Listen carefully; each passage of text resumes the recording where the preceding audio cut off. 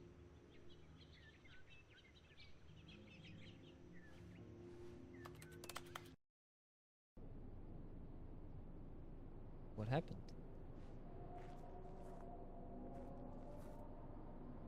What the fuck? So all the plants are gone.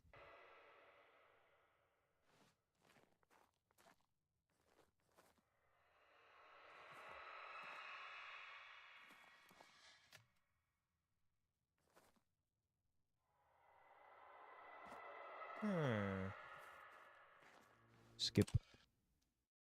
Whoa. Building sank?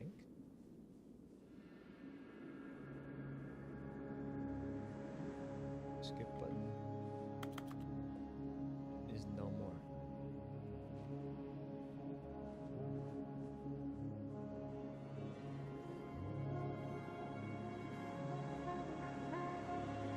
Whoa.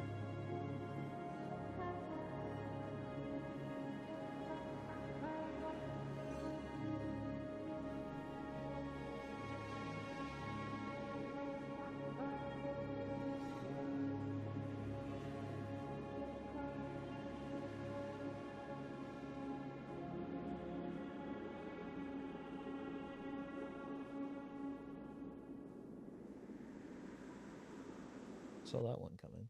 Black screen.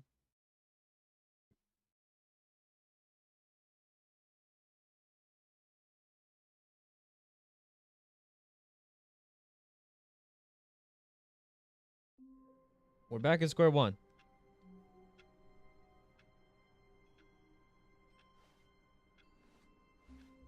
Stanley knew the office layout like the back of his hand. It was only a matter of time before he found the others, wherever they were. Just a matter of time. Keep an eye out on the other doors here. New content? Can I unplug it? Oh, good. You noticed my sign. Yes, I have something very exciting to show you.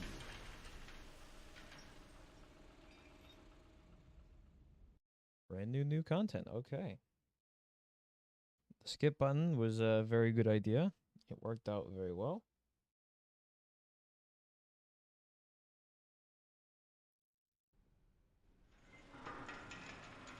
Back at the elevator.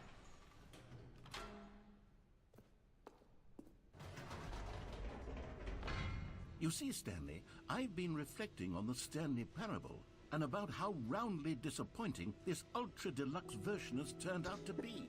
The original Stanley parable was a landmark, and any new content for it should live up to that legacy. So forget this ultra deluxe nonsense.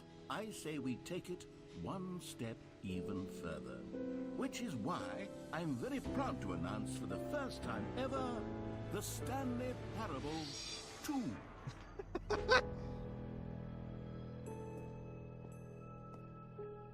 Yes, you see, isn't this far superior to a measly port with a few minor additions? Think of all the new territory we'll cover with a fully fledged sequel. An entirely new experience, built from the ground up.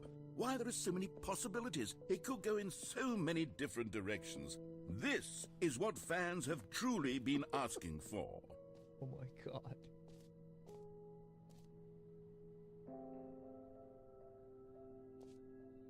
Calling it the Stanley Parable 2 is just so much catchier than Ultra Deluxe, don't you think? Ultra Deluxe? What does it even mean? But the Stanley Parable 2, now that's an artistic statement right there. It's future-oriented. It screams progress and innovation and long-term franchising potential. Could I make this texture? I think I could make this texture very easily. Huh. Like the modern office setup design. Very nice.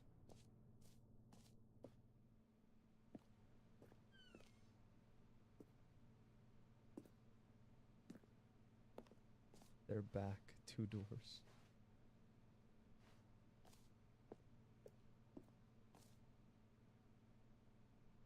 Brick and mortar approach. Client-centric marketing. Color red.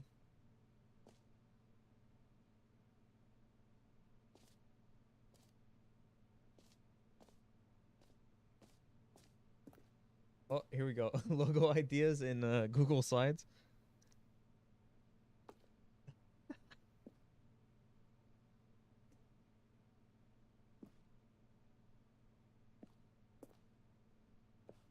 Oh yeah, don't forget the plant.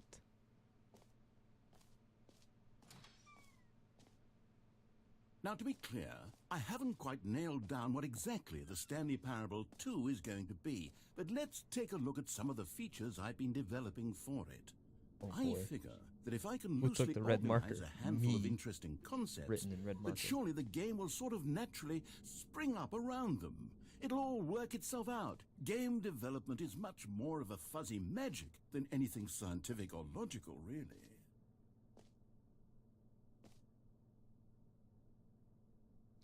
The prequel?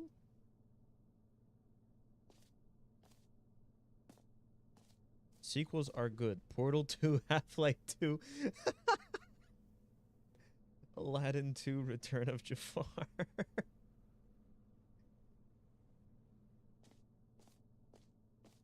This way to the show floor. Huh.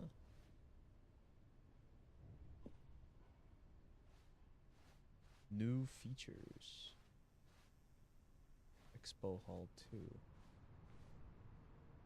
Wait, this is a queue. We can go that way. New content. Oh, we have to go that way. There's no other way to go.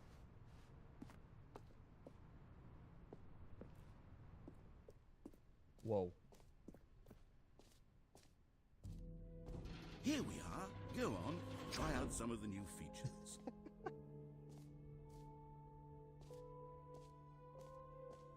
Merch.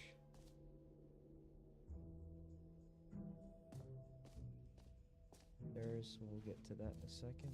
Please, no screenshots. Okay, I'll be honest, I haven't yet decided on this one.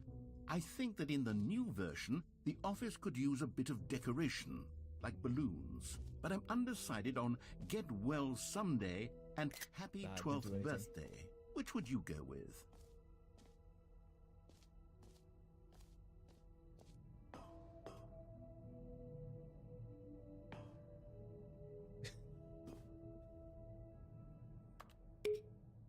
You know, sometimes when you solicit another person's opinion, it makes you realize that you knew which one you actually really wanted all along.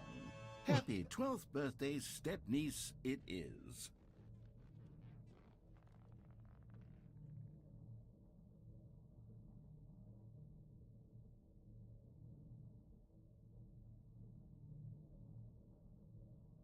No spoilers. I'm already doing a live stream.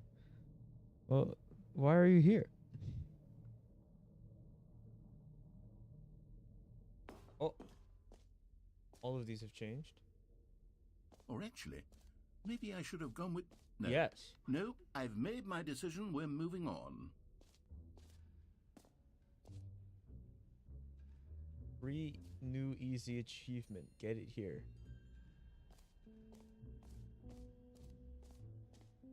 Oh my god.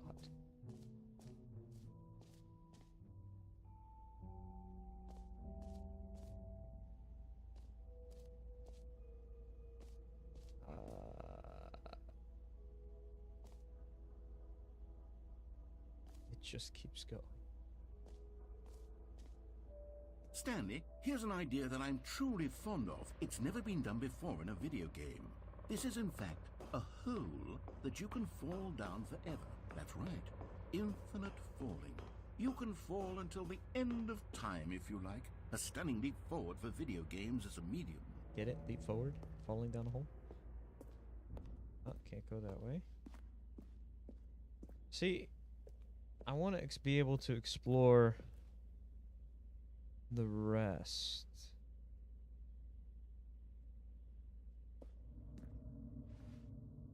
I don't know about this. Oh, fuck it.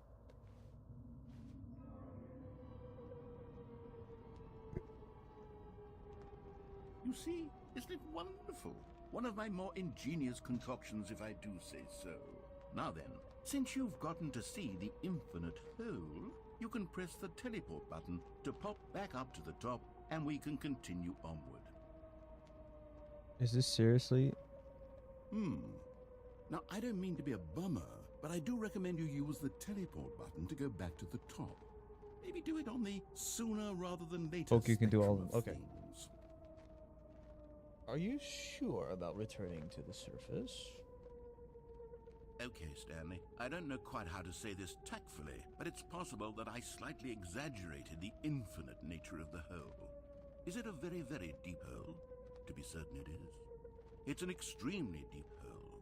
I don't want anyone to say that it isn't an astonishingly deep hole. It is. Is it infinite? Well, that sort of depends on your definition of infinity. From one perspective, the infinite is merely philosophical in nature. It's more of a... Okay, well, good for you. You found the bottom of the hole. You found me out, Stanley. I'm a liar and a cheat, and you're so clever. Look, I think the issue here is just that you're unusually fascinated by falling. What normal person actually wants to fall infinitely? I figured the hole was as deep as anyone would actually need. Don't you put this on me. Maybe you're the problem. Look, things got a little heated there. I think we both said some things we didn't mean. Why don't we just put all this behind us and agree to just call the hole mostly infinite? If that works for you, then go ahead and press the teleport button to warp up to the top of the hole and we can move on. I'll just be up here when you're ready. We stand in the center. For the most part. Well, nothing else to do. Great. Now, I'm very excited to show you even more of my ideas for the sequel. Oh, for heaven. You see, I was right. The problem is you. The problem is that you like holes too much. Not normal. A normal person would have said, yep, that's an infinite hole right there. Goes on forever till the end of time. Don't need to see it all, but not you. Oh, no, no, no, no. You have a weird sort of... Oh. Did the hole seem even shorter to you this time? I couldn't help but feel like you spent a little less time in there than you did before. I mean, admittedly, I didn't make an infinite hole, but I didn't think it was that not infinite. Well, I suppose once again there's nothing to do here. If you decide you've had enough of the hole, you can hit the teleport button and come join me up above. Had enough? I'm positively I don't thrilled. think so. I really do have so much more to show you and to talk about, and I've had enough of the hole for a lifetime. Gosh, how could I have guessed? You're back in the hole. If this starts to become a thing where... Wow, okay, yes. I'm starting to become extremely certain that the hole is not only not infinite, but that it's growing steadily less and less infinite. If there's a hole, I suspect that I'm starting to hit the point where it's no longer feasible to call the hole infinitely deep, even by the lax overall standards for accountability in marketing. What's going on here? Stanley, I have no explanation for the uncertain nature of the hole's length. Here, let's try something. Let's pop back up to the top, and we'll see if it gets any shorter. Well, there it is. The shame of my lie has come to haunt me. How is this still appealing to you? I know you're obsessed with holes, but at this depth, I just can't see this scratching the itch. Oh, who am I to judge? You just do whatever it is you're here to do and hit the teleport button when you're ready to move on.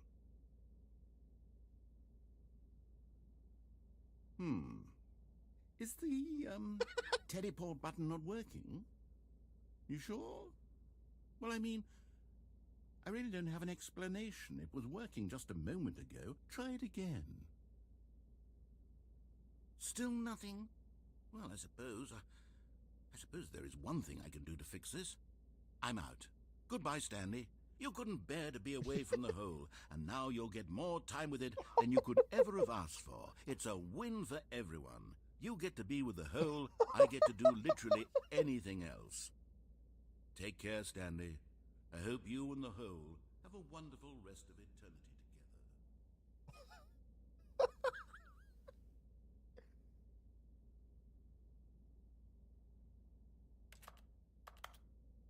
Oh, I did something.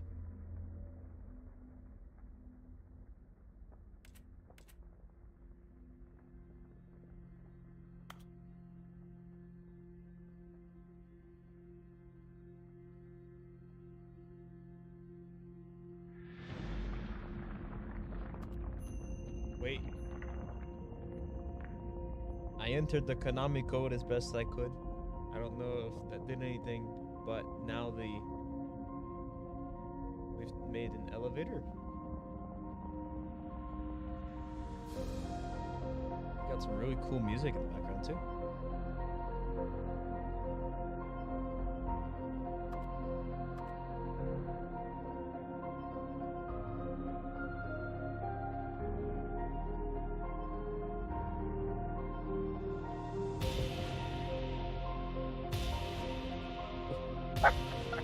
What the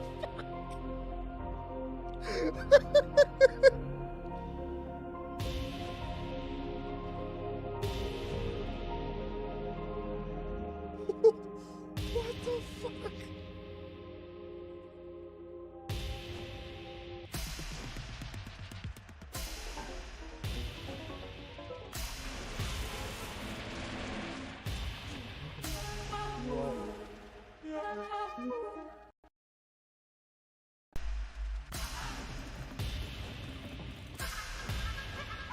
What the fuck is happening?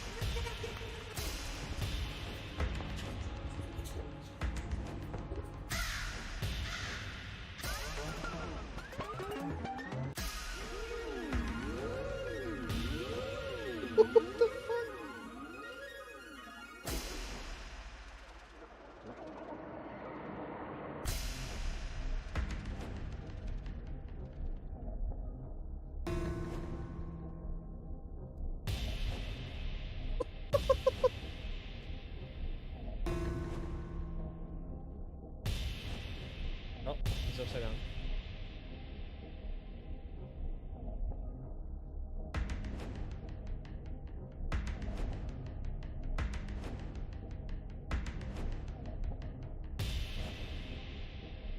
What?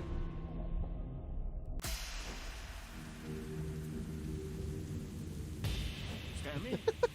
Stanley! Stanley! Oh, good, you're awake. It seems you had sort of dozed off there, drifting away into dreamland. But we can't have that, Stanley, because this hole is just so darn fascinating that I want you to be wide awake for every second of it. You don't want to miss a single moment. So how about if I just pop in from time to time and wake you up to keep you really, truly focused on the hole? From the looks of things, What? you and I will have many, many years here in this hole, and I'm looking forward to all of them. Stay alert, Stanley. I'll be back. Toodlepip.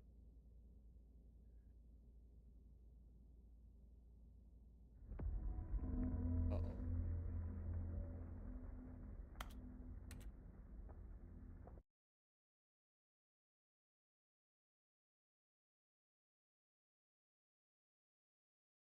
Oh, we're back.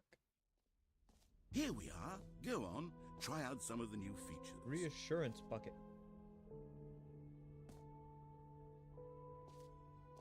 Dear God. What is it?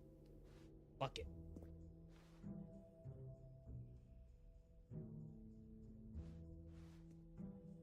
Excuse me. A common complaint of the Stanley Parable was that it was confusing and paradoxical, that it engendered a chaotic sense of reckless despair in those who played it. Well, I'm happy to say that after much consideration, I've engineered a clever solution to this fundamental problem with the game. It's the Stanley Parable Reassurance Bucket. You see, Stanley, anytime you're holding the bucket, a sense of calm and ease will fill your mind and your heart. It's true. As long as you hold on to the bucket, the many disorienting contradictions of the Stanley Parable will feel perfectly normal and perhaps even comforting. You may even come to long for the gentle embrace of jarring cognitive dissonance while the bucket is in your arms. And to be honest, it's a much more convenient solution for me than actually redesigning the game to be less uncomfortable. Can you imagine what a pain in the ass that would be? Yes, the bucket is the perfect solution. Come on, give it a try. Dear God. The bucket. Can you feel it? The glow of comfort, even in the face of crushing despair, must already be sweeping through your body. And in fact, Can I say that I do believe the bucket lends you an air of charisma as well? I think that just holding it has made you the slightest bit more attractive as a person. The benefits of the bucket seem to go on, don't they? All this and more await you in the Stanley Parable 2. Oh, we can take it with us. Yes, we must hold on to our reassurance bucket. Does anyone give out awards for most enjoyable bucket in a video game? That really should be an award if it isn't already. The button that says the name of the player that is playing the game. Jump circle, most infinite hole. Consistent quality with just the right amount. Please, no screenshot. Red is the new orange. A whole new office. Wait, what the Is that just the office inside of the office? Hear your name. Sure.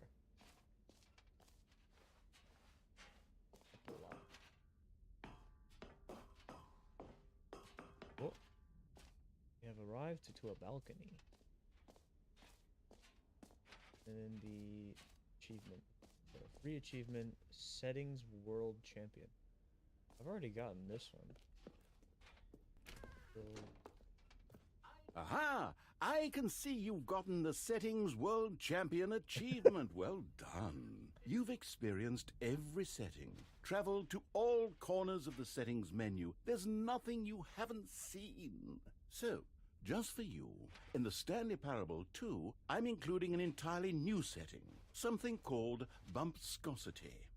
What exactly is bumpscosity? Well, I haven't quite figured that part out yet, but I just know that you'll be able to adjust it on some sort of slider, and that it'll be available from the settings menu. We'll sort the rest of the details out Watch later. it add another setting. I hope you're looking forward to trying out every level of bumpscosity in the Stanley Parable 2.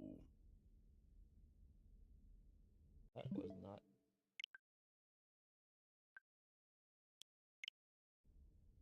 That wasn't the button.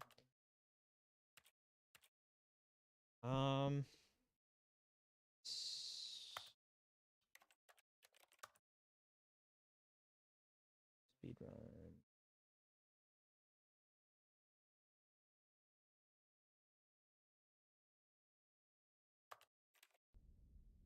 Huh. Okay, so apparently if you have the achievement, you can go into that room. Free new easy achievement. It just works. I can't believe it's that simple.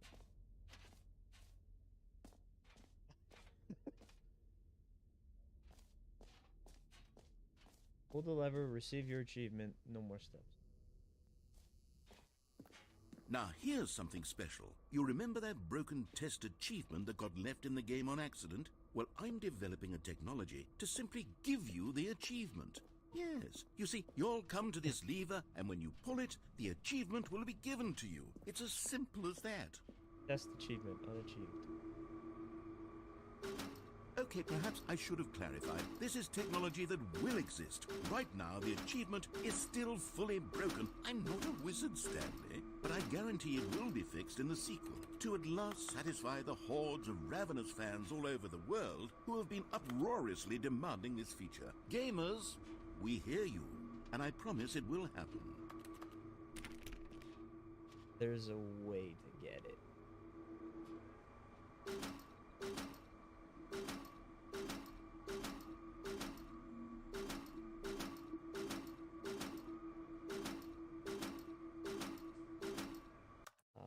Achievements.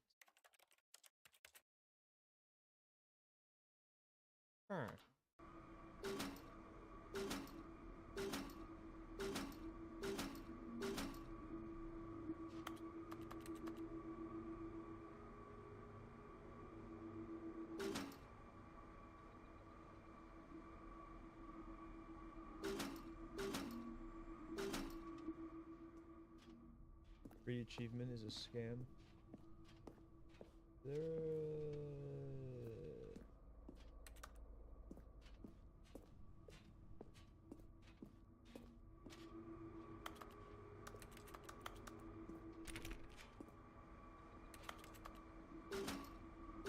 how to get achievement.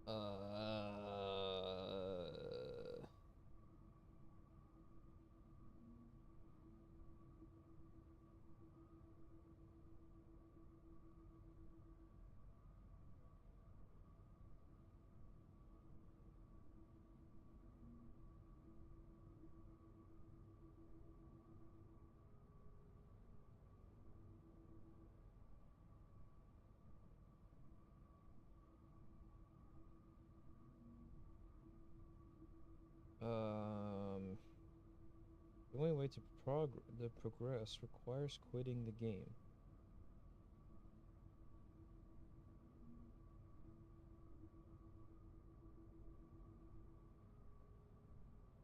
When the game is booted up again.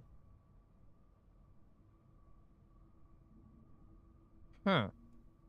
Alright, so I'll mess with that at another time. We'll hold on to our bucket.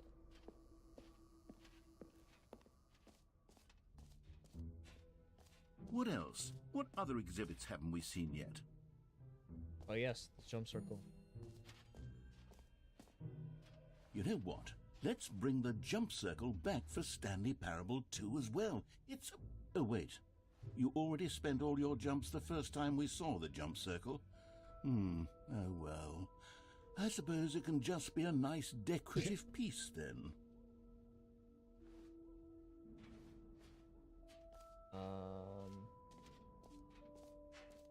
You are here. So we did... What are we missing? Collectibles, exit, jump circle. Can you find them? Collect them all. Ah, collectibles. Now it's a real video game. In the Stanley Parable 2, you'll run around gathering up these miniature Stanley figurines. And what's truly innovative is that there will be no reward for collecting all of them. I don't want to stifle the intrinsic joy of watching a number go up. You simply collect all of them, and then you move the hell on with your unremarkable life. Oh boy. Okay.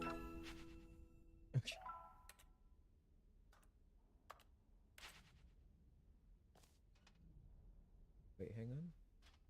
Turn around so I have an idea of where I am.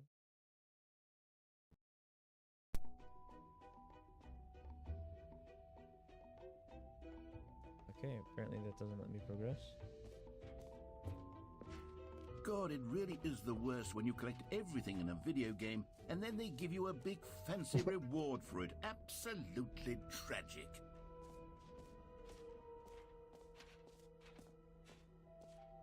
So exit is that way. Is there anything that I've missed? Done the infinite hole. We have our bucket.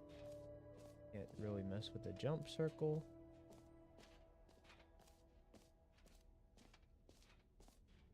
We haven't messed with the name button. We've gone to the bucket. Is there anything on the merch?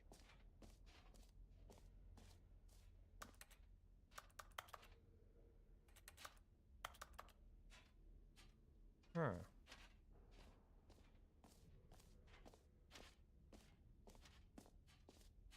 Went into the epilogue area. For the Stanley Parable 2, I asked myself, what do players really big, want? too small, And of course, just right. the first and most obvious answer is that they want to be individually recognized and validated as people. So with that in mind, my first addition to the game is this button which speaks the name of the person playing the game. Isn't that wonderful?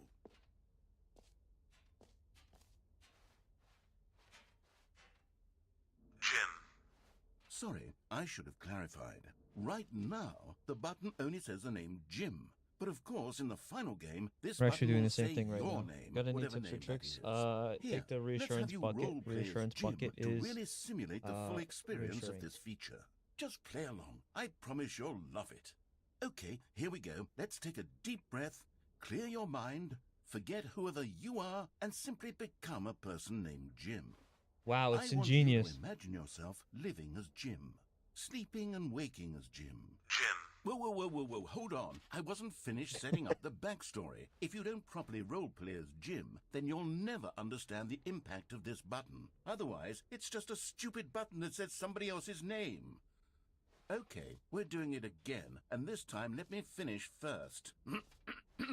Now, allow yourself to become Jim. All right, fine, whatever. It's just a meaningless button that says Jim. Are you happy now? Get out of here. I'm done with this button. Why don't you go humiliate me in front of a different feature that I worked very hard on? Jim. See, if you'd only played along, that would have been your name the button says, but no.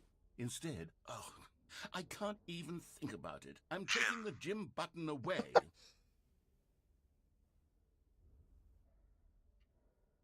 Jim. Wow. See, I understand the other side of the developer's perspective on this. As as the developer of S11, Maybe I'll only let people named Jim play the Stanley Parable too. They would appreciate what I've created here. I do the same thing when people abuse items like that. Like, by repeatedly pushing a button, I make them so that they can't. So I basically do what the narrator in this does, and isn't that fun? I think we've interacted with everything in this area, so we'll take our bucket. We'll take our leave and go. Soon may the bucket man All right. come. Have you seen everything you wanted to? Ready to move on now?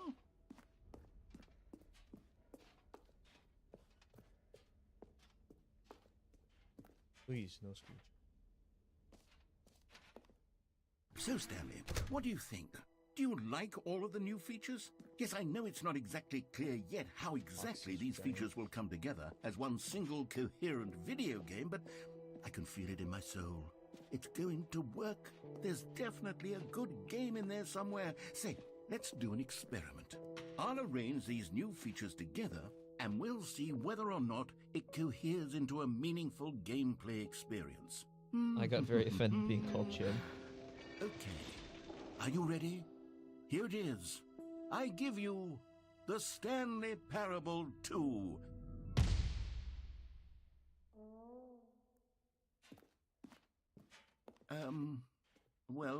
I mean, there's potential here, right? It's sort of... Okay, never mind. Hold on. Let me do a different arrangement. Okay, yes, this is much better. I feel good about this. Here we go. Version 2. Who am I kidding, Stanley? This isn't a coherent video game at all. It's a lot of gags. And I do very much enjoy creating gags, but they don't add up to anything. I wanted more than anything to create a sequel that would capture all the magic of the first game. I wanted fans to love it. No matter how good these gags are, they won't stand on their own. They would need the structure and the gameplay of the original. Wait, maybe that's it. I can take the original Stanley Parable and simply, well, insert a few of my new features into it. Tastefully, of course. With respect. With care for the vision and integrity of the original game. Would it possibly work? I suppose it could. But it would need a really, really tremendous title screen. A title screen that says with bold and uncompromising conviction, "This is the Stanley Parable 2. Let me see if I can whip something up. All right, perfect. Go ahead. Take a look. Oh boy.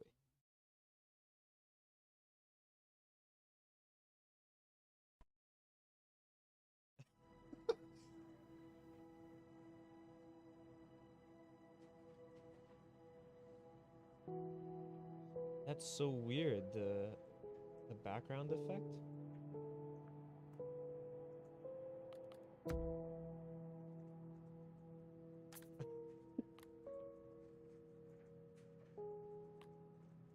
my god, everything's all red now. Cool. Is there a way to keep it like this? Begin the game.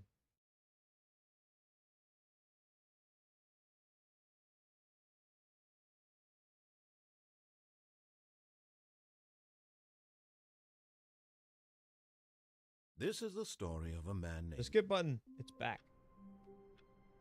Wait, All of his co-workers were gone. What could it mean? Stanley decided to go to the meeting room. Perhaps he had simply missed a memo.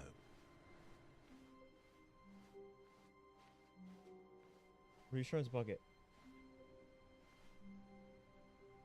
Stanley picked up the bucket.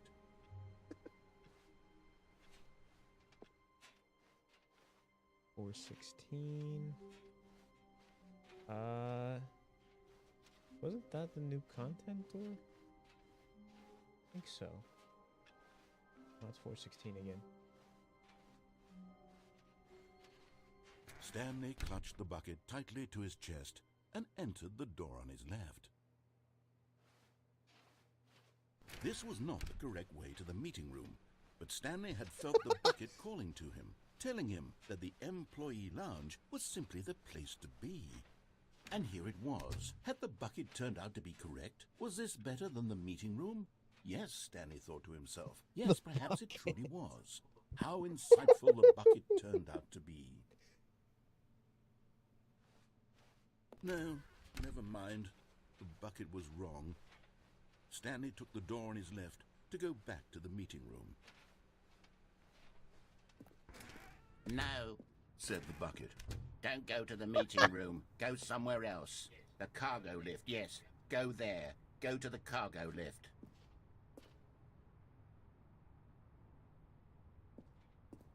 This door is... yeah, this door's closed off. Go to the cargo lift.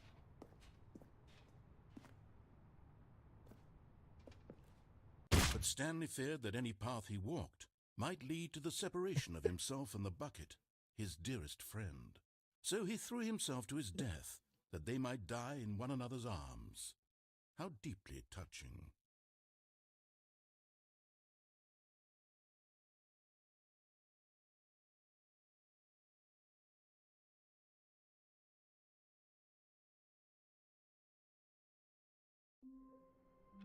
So you get...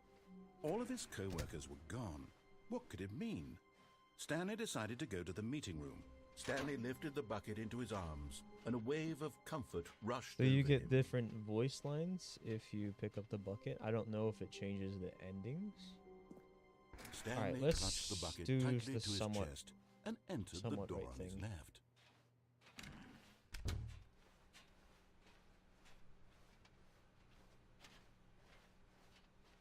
Still no one was here. Stanley needed the bucket's warmth and comfort now more than ever. Perhaps his boss's office was where he'd find answers. Room. Coming to a staircase, Stanley and the bucket walked upstairs to the boss's office.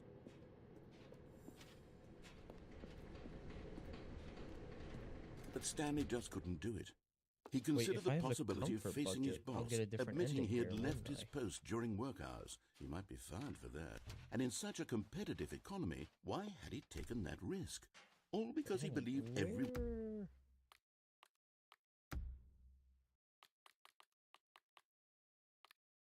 There we are. One had vanished. His boss would think he was crazy. And then something occurred to Stanley. Maybe, he thought to himself, maybe I am crazy. He looked down at the bucket in his arms. Am I crazy? He asked the bucket. The bucket returned his gaze, but said nothing at all. Well, that's strange, Stanley thought. Usually the bucket is a source of guidance and wisdom for me in difficult times such as these. He held the bucket close, yet felt none of its familiar reassurance What? and comfort. And that's when Stanley realized, this isn't my bucket. It's just a normal, everyday bucket. Someone else's bucket, perhaps. How did I end up with someone else's bucket? This is all terribly wrong. Surely no good would come from this. Who knows what sorts of bizarre hallucinations Stanley might experience without the psychologically grounding presence of his bucket. And indeed, now he noticed that the rooms were repeating, which was, of course, very odd. And now he felt himself floating off the ground. Oh, gracious, he exclaimed. Without my bucket, I've gone truly mad. Where is it? I must find it. Far off in the distance now, he heard it, calling to him. Stanley! Stanley, it's me! The bucket! What the fuck? He rushed forward from room to room, passing by one bucket after the next. None of them were his. None of them were his special bucket. Come to me, Stanley! Find me! He had to find the bucket. He had to return to his old friend. It was the only way to truly restore his sanity. And then suddenly, he froze dead in his tracks. He knew where the voice of the bucket had been coming from. The real bucket was inside of him all along. It was incredibly painful. Stanley doubled over in agony and blacked out. What? Hack, if you're watching this, I think I found the... This is the story of a woman named Mariella. I think I found the serious medical treatment. Mariella woke up on a day like any other. She arose, got dressed, picked up her bucket of comfort and security, and walked to her place of work. But on this particular day, her walk was interrupted She has by the body fucking of a bucket! man who had stumbled through town, talking and screaming to himself, and then collapsed dead on the sidewalk. Right away, she knew what the problem was. This man had no bucket. Of course he'd gone mad, ranting and raving about a narrator describing all of his actions and how everything is predetermined and free will is an illusion and it's all just a video game. It could all have been prevented if only he'd taken his bucket with him. Perhaps he didn't even realize he'd forgotten his bucket at home in the first place. How cruel the world can be, Mariella thought, and she hugged her own bucket even tighter. But of course, she had no time for this. There were a myriad of confusing problems she would soon have to confront at work, for which her bucket would provide absolute guidance and total clarity on everything. Heck yes, she thought to herself, my life kicks ass. And she backflipped all the way to work. What the fuck?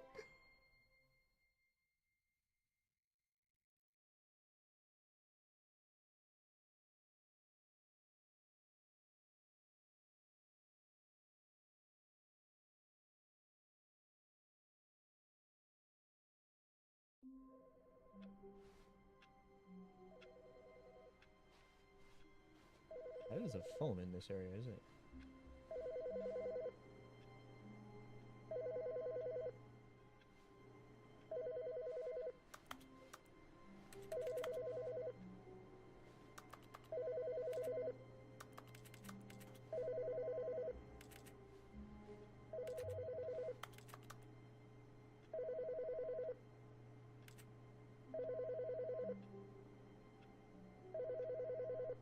Why can I not answer the phone?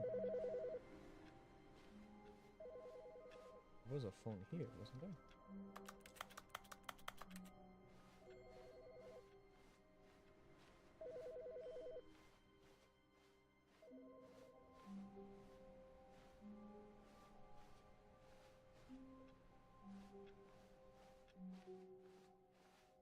Onwards to adventure. When Stanley came to a set of 2 open doors, he entered the door on his left.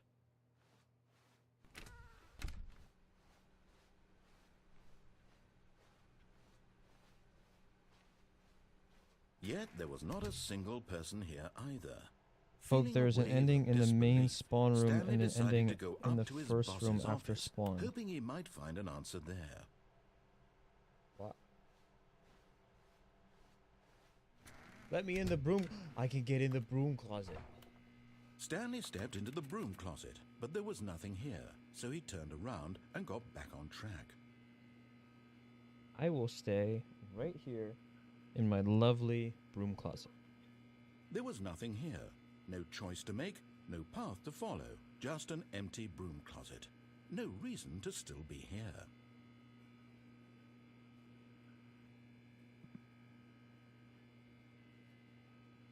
It was baffling that Stanley was still just sitting in the broom closet. He wasn't even doing anything. At least if there was something to interact with, he'd be justified in some way. As it is, he's literally just standing there doing sweet FA.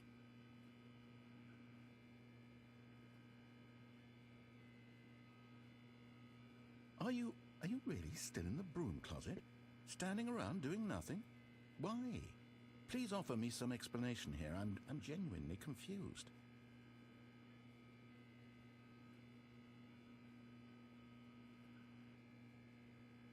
You do realize there's no choice or anything in here, right? Have the choice to If stay I'd here. said Stanley walked past the broom closet, at least you would have had a reason for exploring it to find out. But it didn't even occur to me because literally this closet is of absolutely no significance to the story whatsoever. I never would have thought to mention it. Room closet. Maybe to you this is somehow its own branching path. Maybe when you go talk about this with your friends, you'll say, "Oh, did you get the broom closet ending? The Foxy, broom did you get the closet broom ending was closet my ending? The broom closet favorite." ending was my I favorite. hope your friends find this concerning.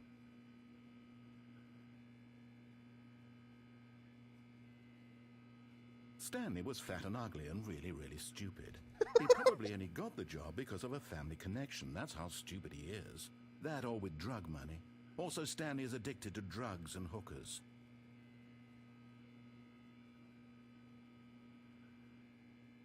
Well, I've come to a very definite conclusion about what's going on right now. You're dead. You got to this broom closet, explored it a bit, and were just about to leave because there's nothing here, when a physical malady of some sort shut down your central nervous system and you collapsed in front of your screen. Well, in a situation like this, the responsible thing is to alert someone nearby so as to ensure that your body is taken care of before it begins to decompose. Hello? Anyone who happens to be nearby? The person at this computer is dead. They have fallen prey to any number of your countless human physiological vulnerabilities. It's indicative of the long-term sustainability of your species. Please remove their corpse from the area and instruct another human to take their place, making sure they understand basic first-person video game mechanics and filling them in on the history of narrative tropes in video gaming, so that the irony and insightful commentary of this game is not lost on them. All right, when you've done that, just step out into the hallway.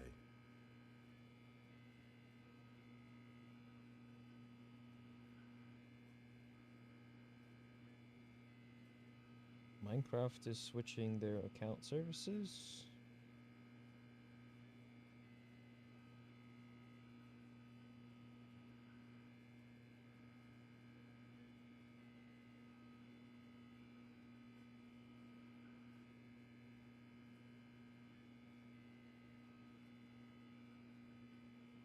Ready? Time to do some trickery. Ah, second player. It's good to have you on board. I guarantee you can't do any worse than the person who came before you. You too? Unbelievable. I'm at the mercy of an entire species of invalids. Perhaps there's a monkey nearby you can hand the controls to. A fish? Fungus? Look, you can hammer out the details. I'm not particularly picky. I'll just be waiting for when you're ready to pick up the story again. Room closet.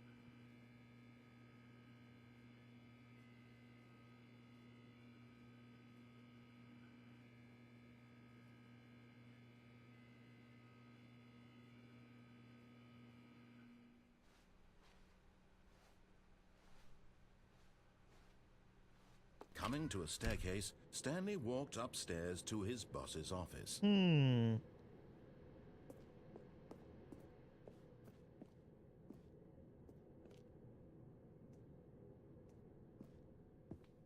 Executive bathroom. With a collectible Stanley figure. Found one of them. One of the miniature Stanley figurines. Remember, no reward for collecting all of these, only the intrinsic pleasure of a job well done. You can't buy that sort of happiness, Stanley. God knows I've tried. So, I implore you to savor each and every moment you come across one of these beautiful figurines. Oh my god.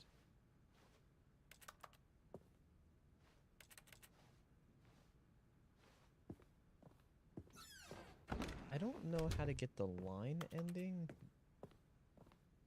Because I know that there's the confusion. Stepping into his manager's office, Stanley was once again stunned to discover not an indication of any human life.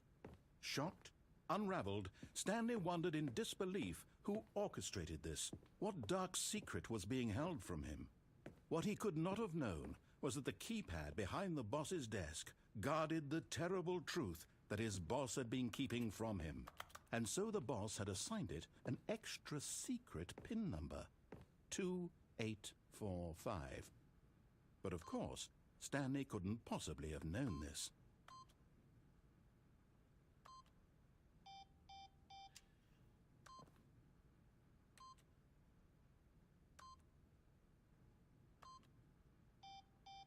Stanley just sat around twiddling his thumbs. Trying to input anything on the device was useless, since he could never possibly know that the combination was 2845.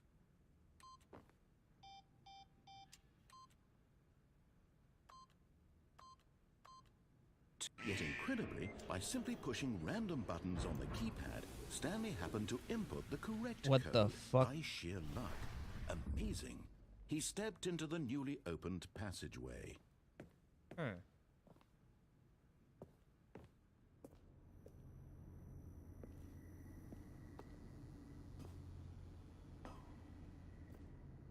Wait, that's an elevator. This is Another miniature Stanley figurine. This, you know, there really must be a snappier name for these things. What about mini stands? Stanley figs. Stanley figs? What about Stanlerines? Yes, I think I like that. Another Stanlerine under your belt.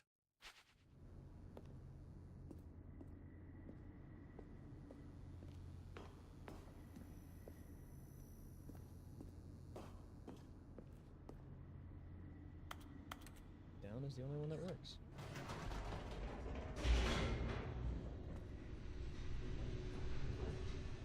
Elevator.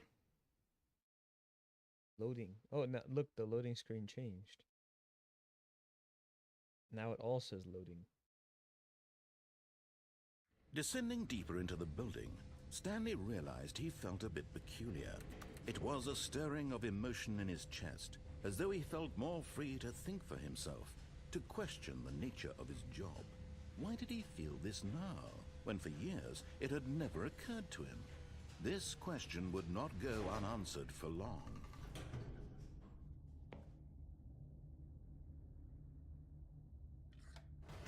Huh. Whoops. Nope. Never mind. Stanley actually got back into the elevator and went back up. Silly me. Why did Stanley do that when he knew that it would just lead back to his boss's office? Well, that's a great question. I just can't wait to find out.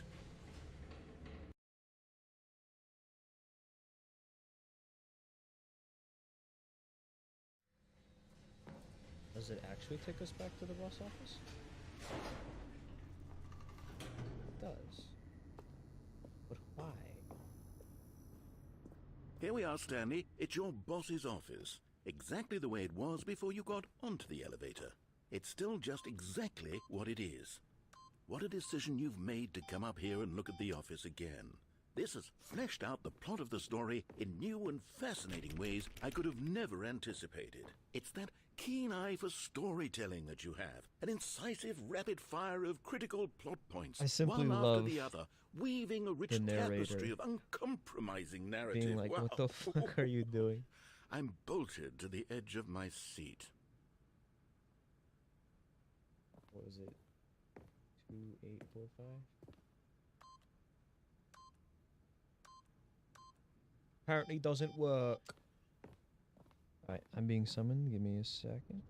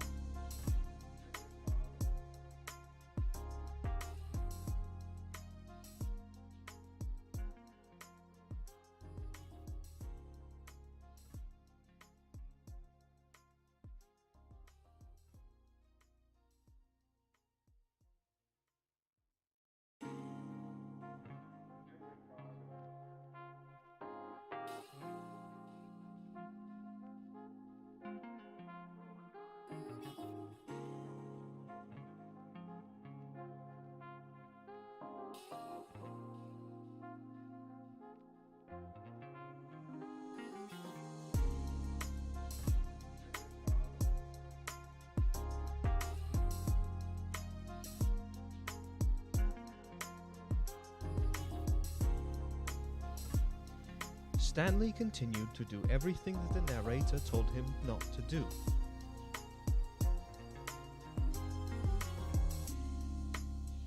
Hello, I'm back.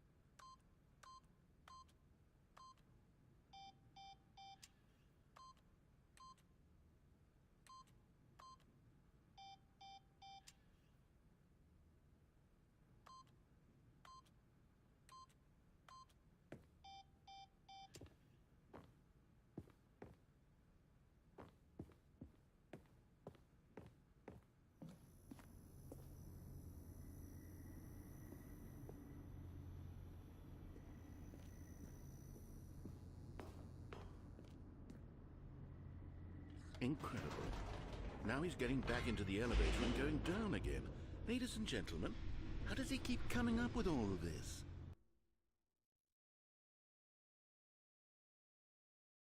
Wow, I just realized my mic was still muted. Hi. Welcome back. So we were at the boss's office, and then we did that. So if I do this... Did you think we were going to go forward down the spooky corridor? No. It's time once again to go back up in the elevator. I can't even begin to grapple with what might be up there. Is it the boss's office again? Or what if it's the boss's office this time? The suspense is killing me.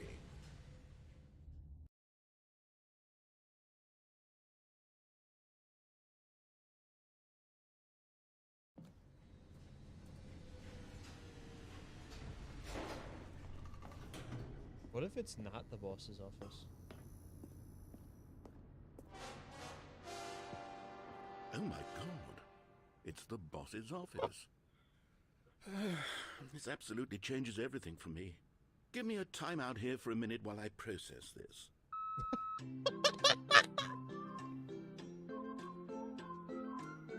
What the fuck? Okay, I'm ready. I'm prepared to embrace this stunning revelation and to move forward with... No! No, wait! No! I need more time to process.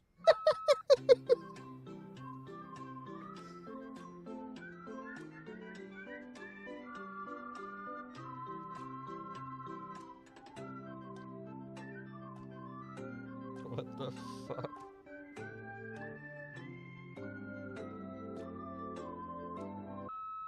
All right. I have fully come to terms with it. I have made space in my worldview for this astonishing new reality. As before, I turn to your expert eye for gripping narrative, Master Stanley.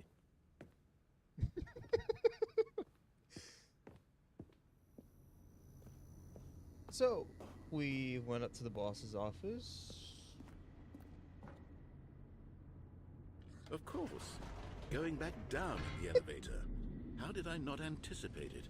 I mean, sure, now it's obvious, but you have to understand that 30 seconds ago, this kind of thing had never been attempted before. I had no frame of reference to even anticipate it. That's just how revelatory Stanley's decision-making is. A breath of fresh air in a landscape of storytelling that has grown stale and repetitive. Oh, now it's loading. Instead of typical loading screen.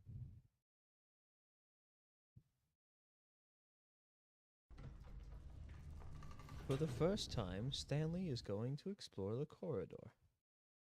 Nope.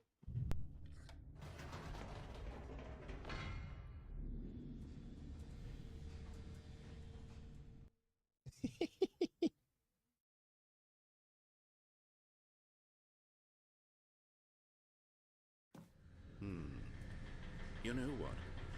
I've just thought of something. Hold on, let's stop for a moment. Don't you realize? It's the anticipation, Stanley. You and I, we have no way of knowing what will be at the top of this elevator. But the suspense, The agony of waiting and anticipating and having to guess, that's the real thrill.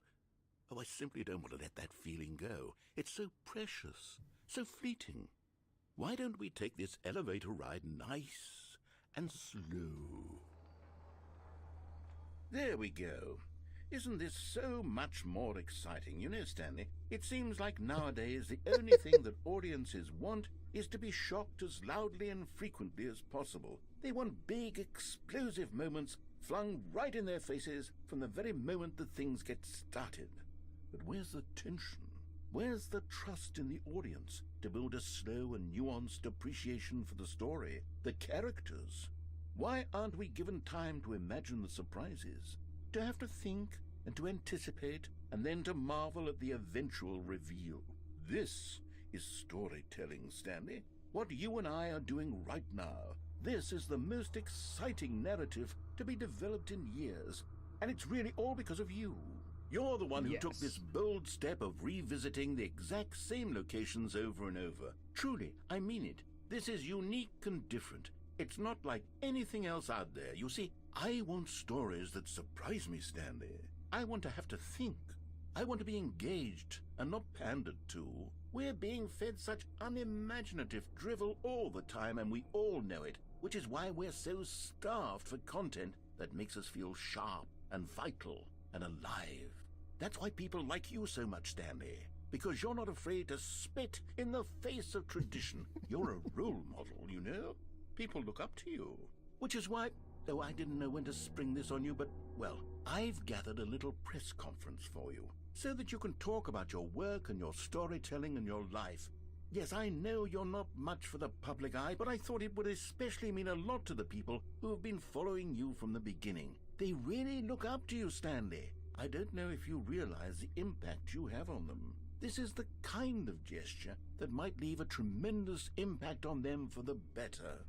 Look, oh, good, we're here. It's different. Okay, the room where we're holding the press conference should be just around the corner here somewhere. How we did it, the pyramid.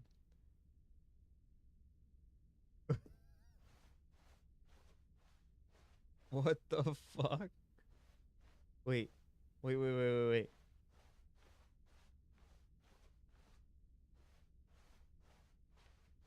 Oh. I was gonna say, what if you could mess with the elevator again?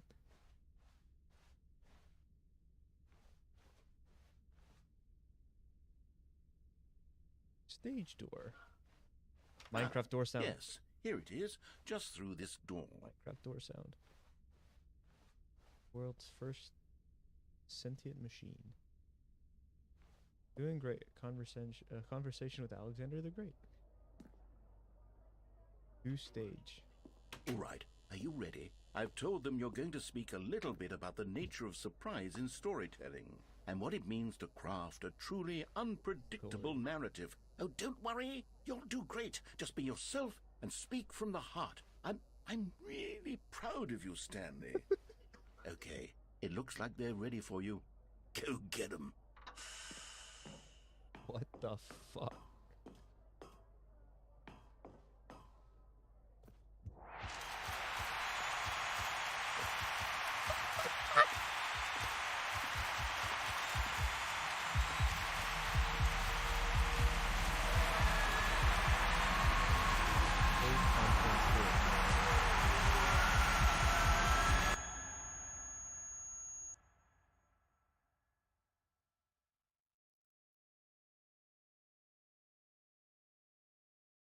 Oh my god. To think that you can get all of that just for hitting an elevator a couple of times is absolutely hilarious. All of his co-workers were... Wait, no. This isn't the right office, is it? Is this Stanley's office? What?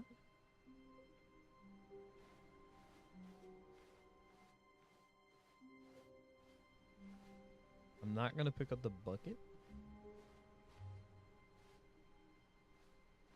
This is the office, isn't it?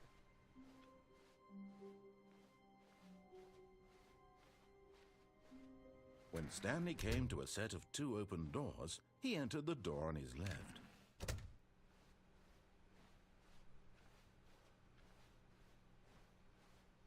Whoa. The completionist instinct. There will be a reward for finding them all. Nearby a fireplace.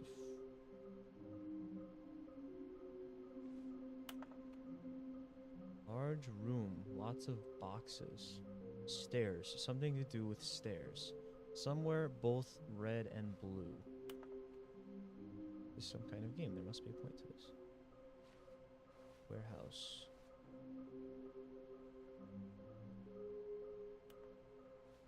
Construct a bridge to allow collection of shiny float.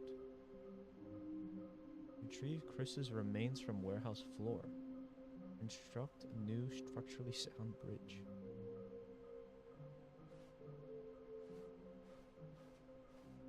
How can we find them? It physically tells you.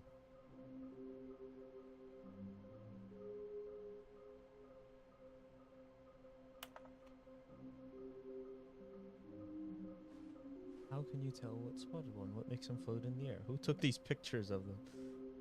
Maybe we are the collectibles.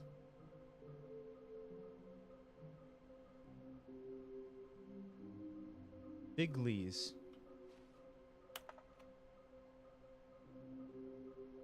This game works in interesting ways. Yes, yes it does. Weird spinning figurines. How can we find them? I want to take a look at the presentation because I think the presentation is giving hints. What we know, small floating objects, we have to synergize our resources to ensure their retrieval. There are many questions. There's no memo from management.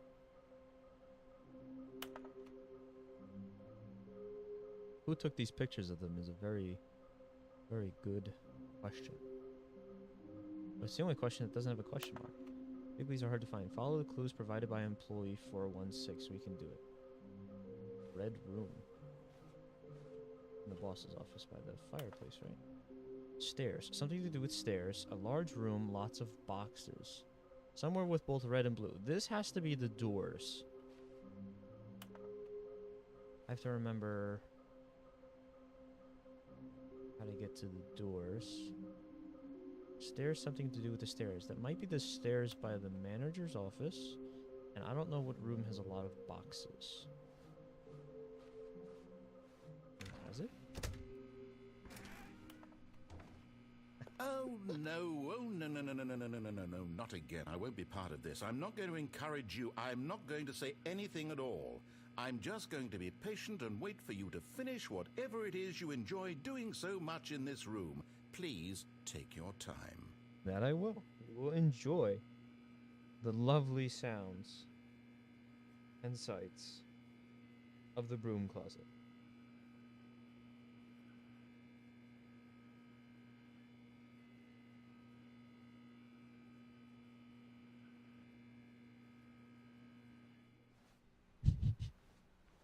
So, coming to a staircase, Stanley walked upstairs to his boss's office. Maybe there's one here. Ha!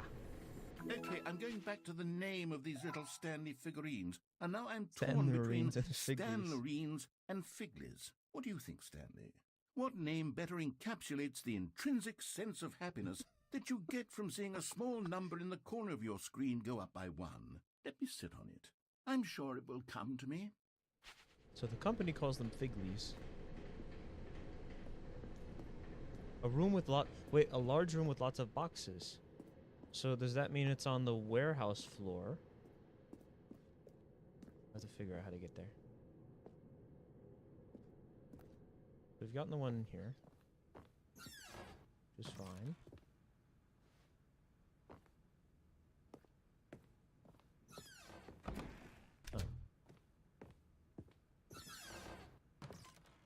I don't think we could access this before.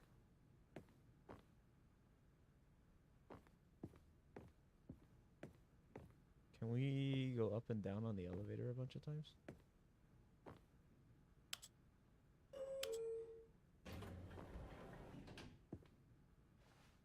There's an up and down.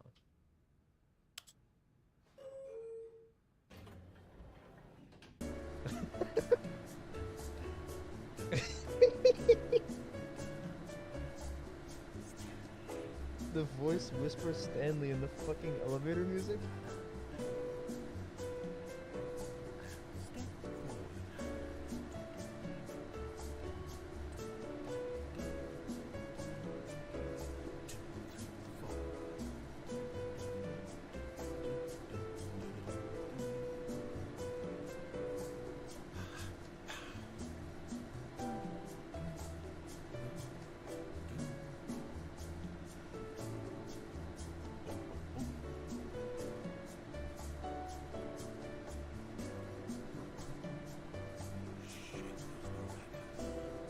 Lovely day for it. Lovely day indeed.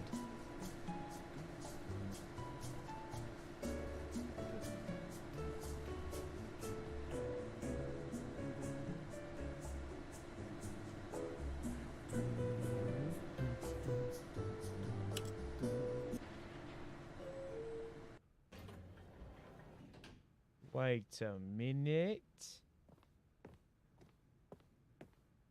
We have arrived.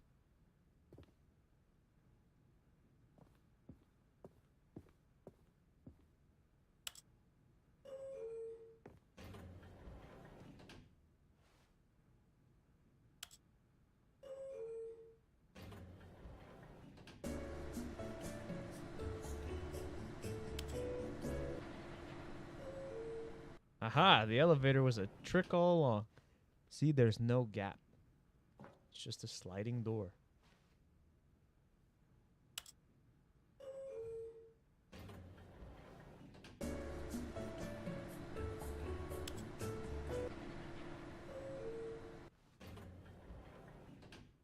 So when will Poke realize this lift is a troll? Yep, that was a second ago. Stepping into his manager's office, Stanley was once again stunned to discover not an indication of any human life. What could it mean? Stanley wondered aloud to nobody. He began wildly tearing through papers on the boss's desk, pulling books off the shelf, looking behind paintings, desperate for clues to his situation. But his attention was caught by a keypad behind the boss's desk. What could its purpose be? In fact, this keypad guarded the terrible secret that lay buried below his feet.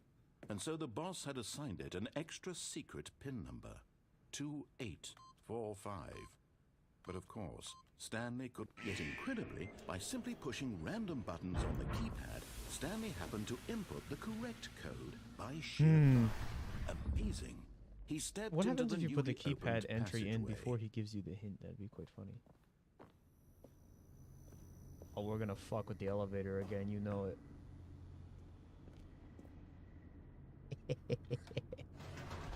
This is the real elevator, you see.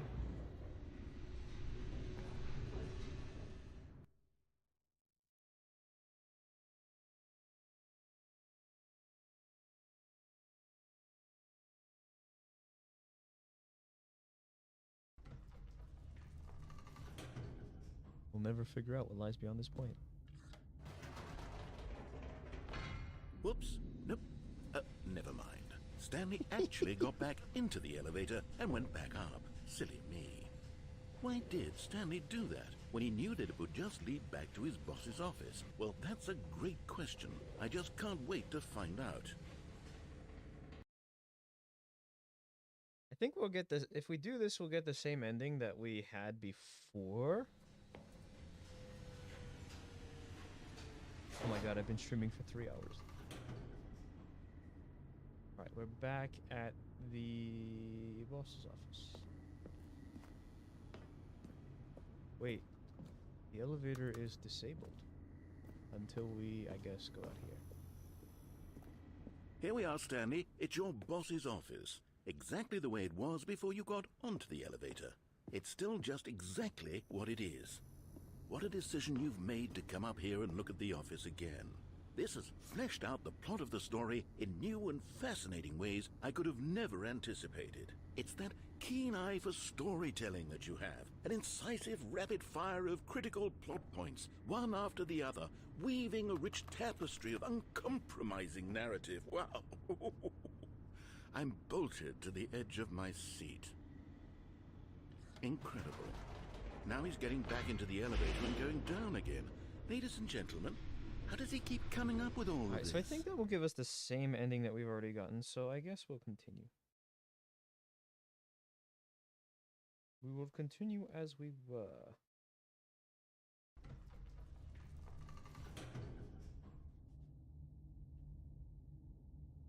Surely this time Stanley will walk forward into the spooky corridor, won't he? Oh boy. Stanley walked straight ahead through the large door that read Mind Control Facility. I know what the ending is for this. I have seen bits and pieces of it. So I will come back to this, but we'll continue through the door.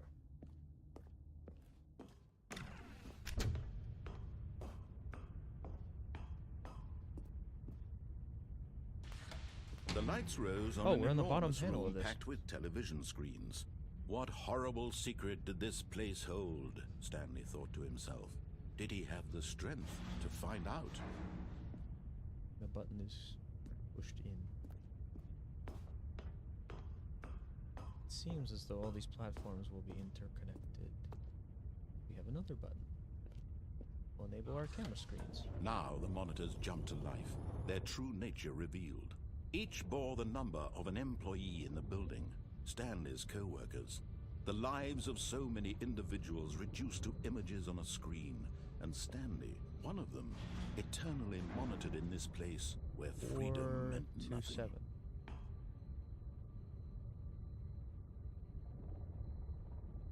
That is the desk.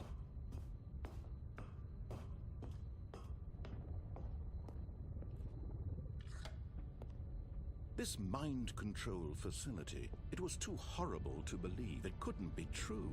Had Stanley really been under someone's control all this time? Was this the only reason he was happy with his boring job? That his emotions had been manipulated to accept it blindly? No, he refused to believe it. He couldn't accept it. His own life in someone else's control? Never! It was unthinkable. Are we going through the Wasn't it? Was it even possible? Had he truly spent his entire life utterly blind to the world? Oh, there we are. But here was the proof. The heart of the operation. Controls labeled with emotions. Happy, or sad, or content. Walking, eating, working. All of it monitored and commanded from this very place. And as the cold reality of his past began to sink in, Stanley decided that this machinery would never again exert its terrible power over another human life. For he would dismantle the controls once and for all. We're very good at pushing buttons.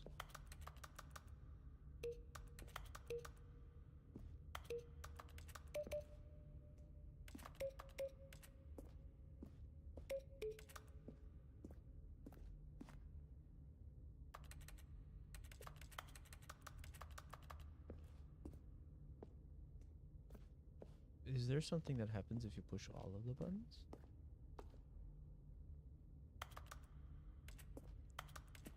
See, these ones are not lit up. Ah, there are numbered buttons. Main controls idle. Putting input.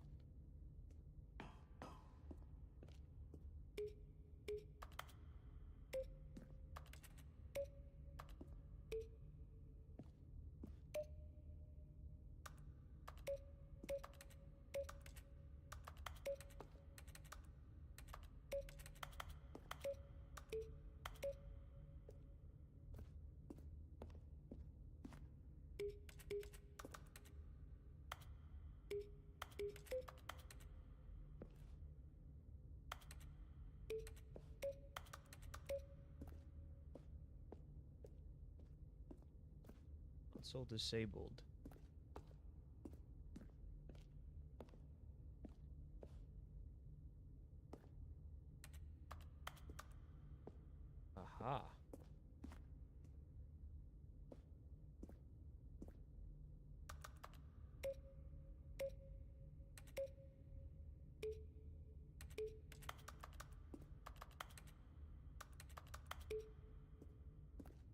walked in from here.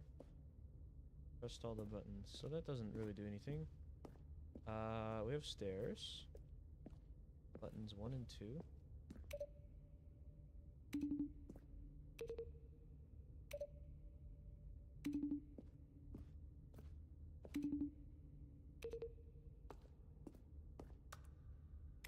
And 2. I would think that they would get pushed down. There's a button up there, but we can't get to it. So, let's go to the conveniently labeled room facility power. Thus, Stanley continued. Bro, this looks straight out of The Incredibles. System power. And when at last he found the source of the room's power, he knew it was his duty, his obligation, to put an end to this horrible place and to everything it stood for. Oh no, I hit the wrong button. Oh, Stanley, you didn't just activate the controls, did you? After they kept you enslaved all these years, you go and you try to take control of the machine for yourself? Is that what you wanted? Control? Oh, Stanley, I applaud your effort, I really do. But you need to understand, there's only so much that machine can do. You were supposed to let it go, turn the controls off, and leave. If you want to throw my story off track, you're going to have to do much better than that. I'm afraid you don't have nearly the power you think you do. For example, and I believe you'll find this pertinent, Stanley suddenly realized he had just initiated the network's emergency detonation system. In the event that this machine is activated without proper DNA identification, nuclear detonators are set to explode, eliminating the entire complex. How long until detonation then? Let's say, 2 minutes. Now this is making things a little more fun, isn't it, Stanley? It's your time to shine. You are the star. It's your story now. Shape it to your heart's desires. Oh, this is much better than what I had in mind. What a shame we have so little time left to enjoy it. Mere moments until the bomb goes off. But what precious moments each one of them is. More time to talk about you, about me, where we're going, what all this means. I barely know where to start. What's that? You'd like to know where your co-workers are? A moment of solace before you're obliterated? All right, I'm in a good mood. You're gonna die anyway. I'll tell you exactly what happened to them. I erased them. I turned off the machine. I set you free. Of course, that was merely in this instance of the story. Sometimes when I tell it, I simply let you sit there in your office forever, pushing buttons endlessly and then dying alone. Other times, I let the office sink into the ground, swallowing everyone inside, or I let it burn to a crisp. I have to say this, though, this version of events has been rather amusing. Watching you try to make sense of everything and take back the control wrested away from you, it's quite rich. I almost hate to see it go. But I'm sure whatever I come up with on the next go-around will be even better. My goodness, only 34 seconds left. But I'm enjoying this so much. You know what? To hell with it. I'm going to put some extra time on the clock, why not? These are precious additional seconds, Stanley. Time doesn't grow on trees. Oh dear me, what's the matter, Stanley? Is it that you have no idea where you're going or what you're supposed to be doing right now? Or did you just assume when you saw that timer that something in this room was capable of turning it off? I mean, look at you. Running from button to button, screen to screen, clicking on every little thing in this room. These numbered buttons, no, these colored ones. Or maybe this big red button, or this door. Everything, anything, something here will save me. Why would you think that, Stanley? That this video game can be beaten? Won? Solved? Do you have any idea what your purpose this is not good. Stanley, you're in for quite a disappointment. But here's a spoiler for you. That timer isn't a catalyst to keep the action moving along. It's just seconds ticking away to your death. You're only still playing instead of watching a cutscene because I want to watch you for every moment that you're powerless. to see you made humble. This is not a challenge, it's a tragedy. You wanted to control this world, that's fine. But I'm going to destroy it first, so you can't. Take a look at the clock, Stanley. That's 30 seconds you have left to struggle. 30 seconds until a big boom and then nothing. No ending here, just you being blown to pieces. Will you cling desperately to your frail life, or will you let it go peacefully? Another choice. Make it count, or don't. It's all the same to me, all a part of the joke. And believe me, I will be laughing at every second. I'm sure there is something that you can do, or maybe it's just fucking with until me. the moment I say, happily ever Whoa. after.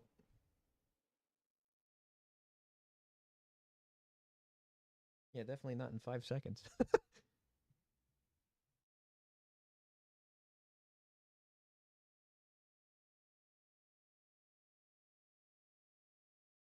Well, technically we've destroyed the facility, so we accomplished exactly what we were looking for.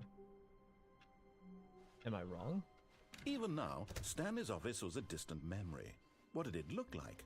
There was a computer, perhaps, and a painting. Was it a painting or a photo? He could no longer recall.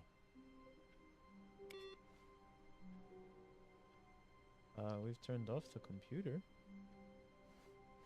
There is the phone. Is the phone ringing? No matter how hard Stanley looked, he couldn't find a trace of it. Stanley went around touching every little thing in the office, but it didn't make a single difference, nor did it advance the story in any way. Okay, go around to the computers and shut them down. What if I missed the one in my office?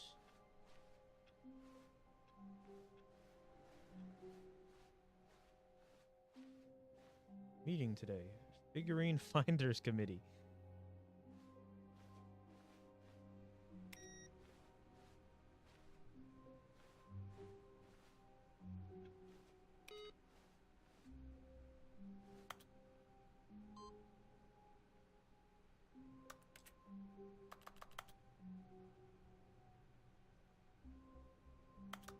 Input received. Huh. Balloon.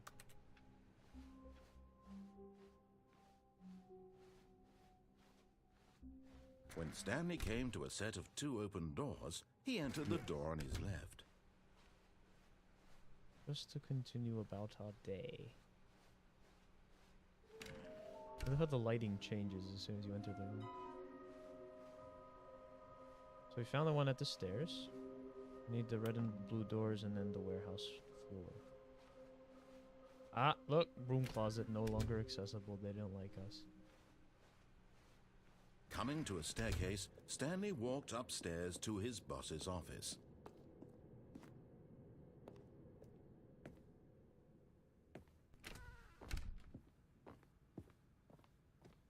The moment he entered his manager's office, Stanley froze in his tracks. Not a living soul anywhere. Stanley was in such a rush to get through the story as quickly as possible, he didn't even have a single minute to just let the narrator talk. That kind of anxiety isn't healthy, so he relaxed for a few moments with some calming New Age music.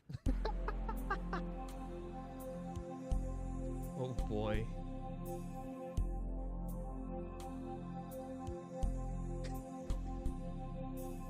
Can we play the piano? Feeling soothed and rejuvenated, Stanley calmly walked forward into the opened passageway.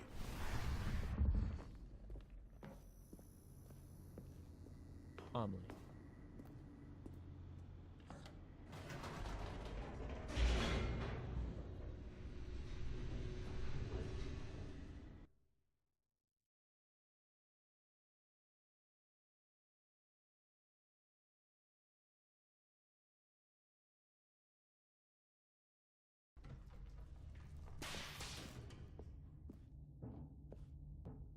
Stanley walked straight ahead through the large door that read Mind Control Facility.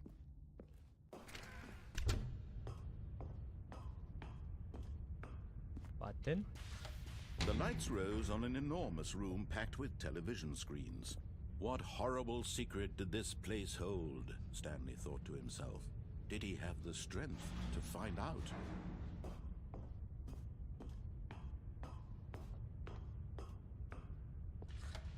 Now the monitors jumped to life, their true nature revealed.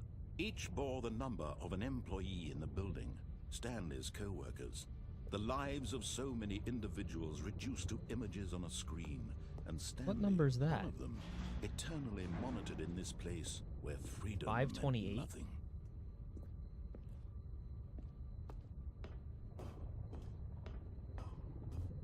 That is 528, right? Should see in a second. Yes, 528 is the one that has an error. It might be important. This mind control facility, it was too horrible to believe. It couldn't be true. Had Stanley really been under someone's control all this time? Was this the only reason he was happy with his boring job? That his emotions had been manipulated to accept it blindly? No. He refused to believe it. He couldn't accept it. His own life in someone else's control? Never. It was unthinkable. Wasn't it? Was it even possible?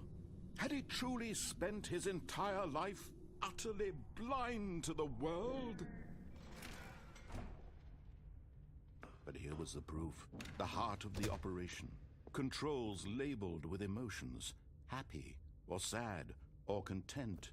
Walking, eating, working. All of it monitored and commanded from this very place. And as the cold reality of his past began to sink in, Stanley decided that this machinery would never again exert its terrible power over another human life. For he would dismantle the controls once and for all.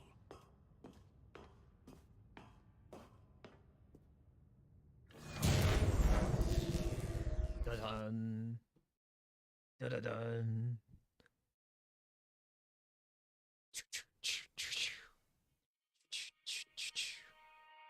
So is this the legitimate quote-unquote ending?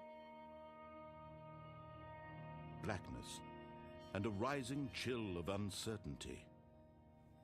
Was it over? No. Yes. He had won. He had defeated the machine, unshackled himself from someone else's command. Freedom was mere moments away. And yet, even as the immense door slowly opened, Stanley reflected on how many puzzles still lay unsolved. Where had his co-workers gone? How had he been freed from the machine's grasp? What other mysteries did this strange building hold? But as sunlight streamed into the chamber, he realized none of this mattered to him. For it was not knowledge or even power that he had been seeking, but happiness. Perhaps his goal had not been to understand, but to let go. No longer would anyone tell him where to go, what to do, or how to feel. Whatever life he lives, it will be his. And that was all he needed to know. It was perhaps the only thing worth knowing. Stanley stepped through the open door. Oh.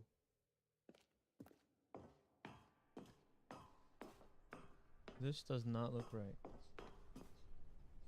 Stanley felt the cool breeze upon his skin, the feeling of liberation, the immense possibility of the new path before him.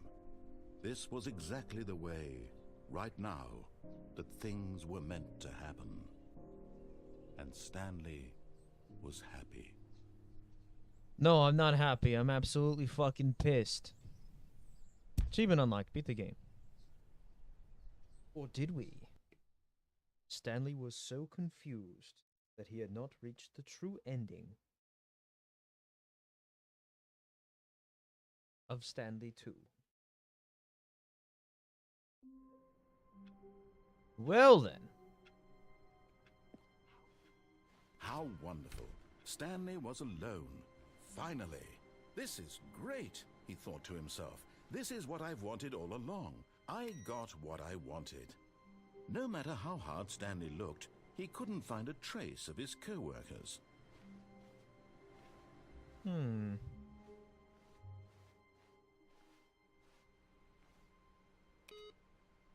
Ah. Input 2. Interesting. Ladder.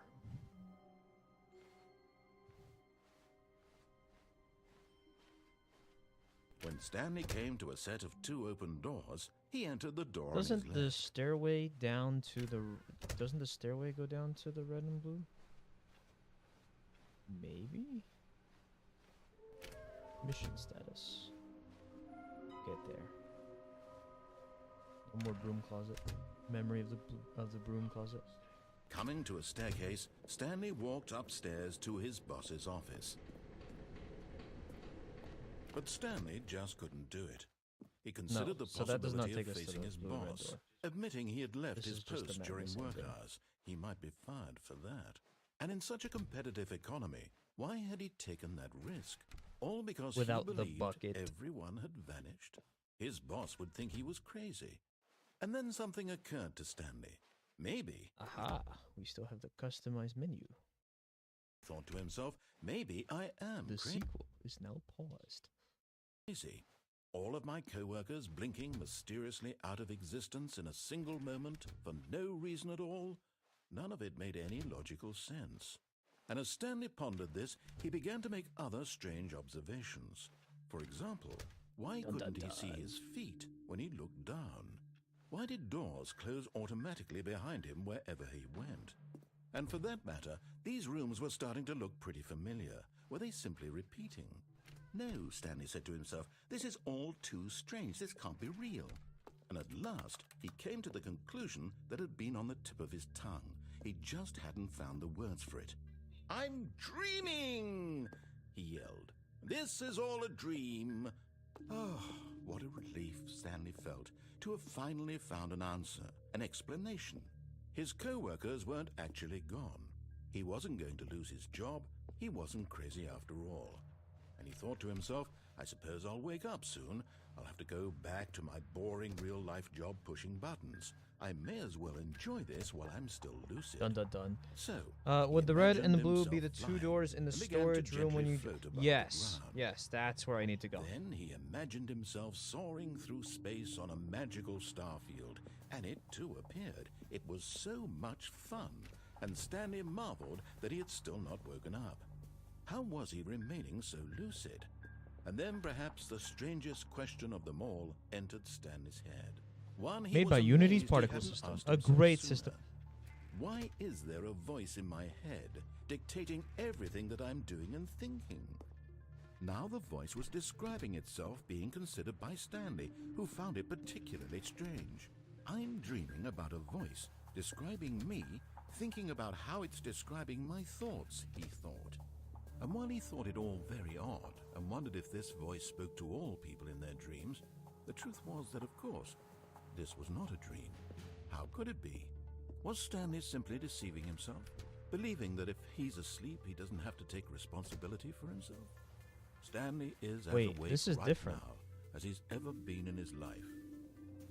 Now, hearing the voice speak these words was quite a shock to Stanley. After all, he knew for Is certain, it? beyond a doubt, that this was in fact a dream.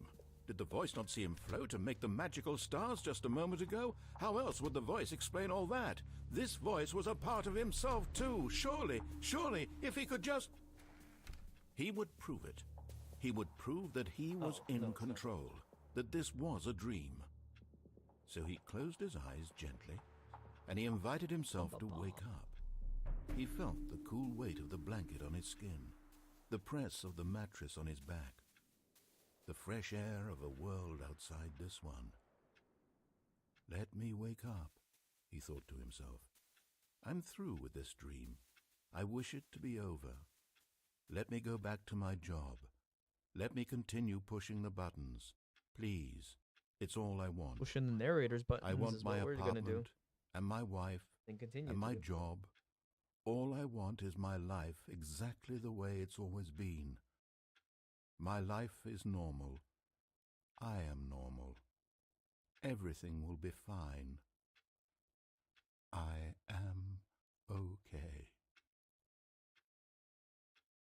Hi, welcome back to the office. Stanley began screaming. Please, someone, wake me up. My name is Stanley.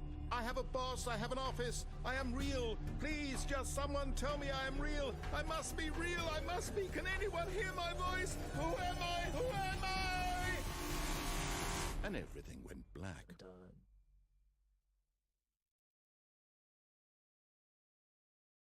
This is the story of a woman Who this named time does not have Mariella. her bucket. Mariella woke up on a day like any other. She arose, got dressed, gathered her belongings, and walked to her place of work. But on this particular day, her walk was interrupted by the body of a man who had stumbled through town talking and screaming to himself, and then collapsed dead on the sidewalk. And although she would soon turn to go call for an ambulance, for just a few brief moments she considered the strange man. He was obviously crazy, this much she knew. Everyone knows what crazy people look like. And in that moment, she thought to herself how lucky she was to be normal. I am sane. 3.5 hours I am in later. control of my mind. I know what is real and what isn't. It was comforting to think this, and in a certain way, seeing this man made her feel better. But then she remembered the meeting she had scheduled for that day, the very important people whose impressions of her would affect her career, and by extension, the rest of her life. She had no time for this, so it was only a moment that she stood there, staring down at the body. And then she turned and ran. Wonderful. Next.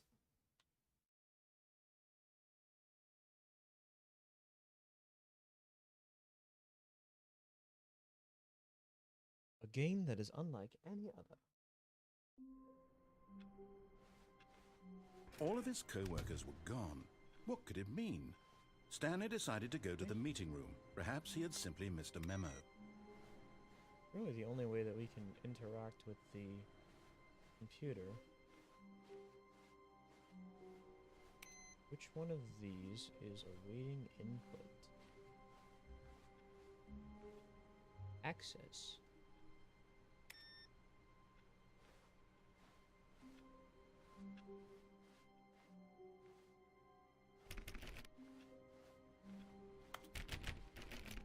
Stanley went around touching every little thing in the office, but it didn't make a single difference, nor did it advance the story in any way. If it was my computer, then I missed it. Ah yes, running away from the body. That does not seem so... Exactly. No matter how hard Stanley looked, he couldn't find a trace of his co-workers. We get into one of these doors.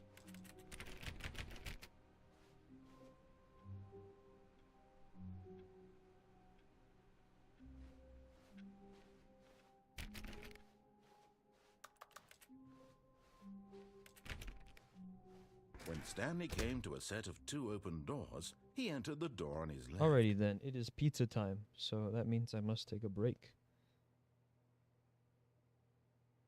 We'll see what door will lead us on the right path.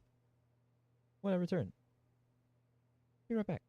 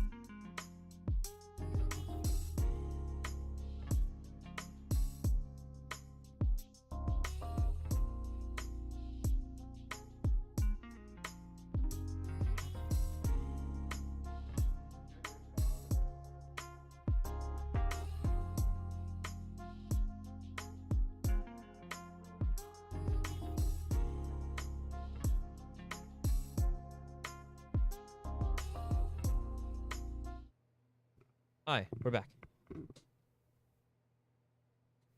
So I have to go to the right door. This was not the Through correct way to this the meeting into the room, and warehouse. Stanley knew it perfectly well. Perhaps he wanted to stop by the employee lounge first, just to Computer's admire on. it. Is there one that's awaiting input?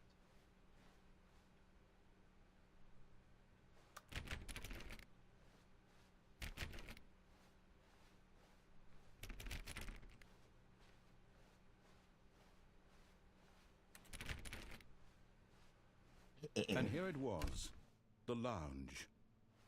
What a room, Stanley thought to himself. What a room, what a room, what a room. This is what Stanley thought. What a room. What a room, what a room. What a room. Va-va-voom. What a room. I love the different.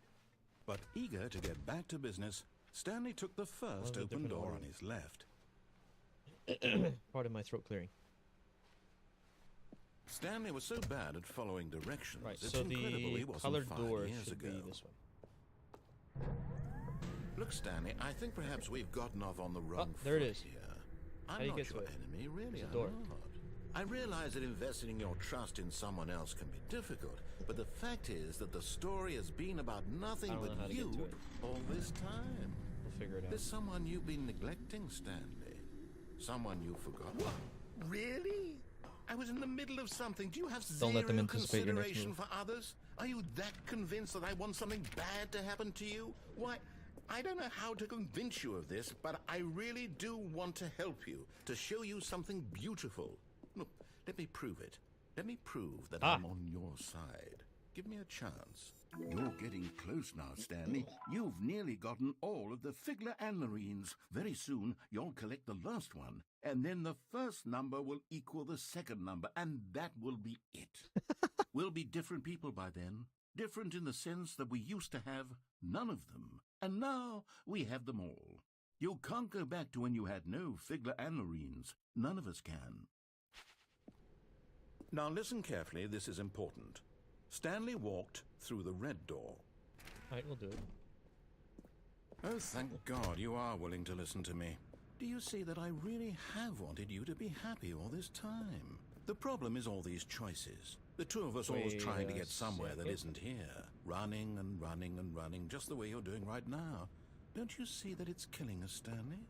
I wanted to stop. We would both be so much happier if we just stopped. And I think I have a solution. Here, let me show you.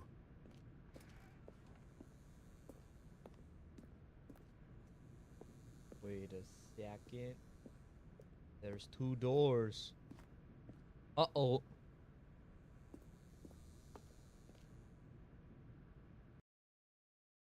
Maybe they go to the same place? I mean, because the narrator is trying to get us to go there. What do we want? What are we looking for? Here. Yes. Oh, it's beautiful, isn't it? If we just stay right here, right in this moment with this place, Stanley, I think I feel... No, wait.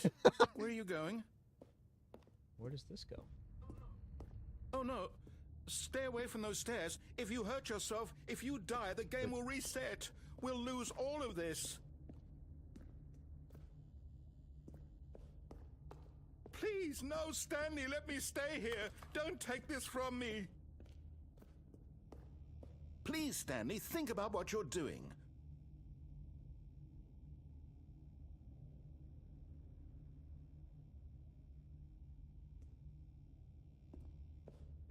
This...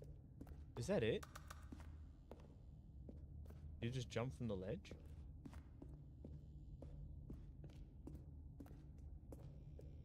Well, shit. No! Oh, thank God. Diving board, round 2. You lived. No. No, what are you doing, Stanley? Please, I'm asking you not to take this away from me. I can't go back to what I was before. If you die, we'll both go back. Why are you doing this? Stanley? Let's go back to the other room. Can you do that for my God? Is this really how much you dislike my game? That you'll throw yourself from this platform over and over to be rid of it? You are literally willing to kill yourself to keep me from being happy. Am I reading the situation correctly? Or maybe you're just getting a kick out of it. I'm very I don't much know getting anymore. a kick out of it. I just wanted us to get along. But I guess that was too much to ask. It looks like you wanted to make a choice after all. Well, this one is yours.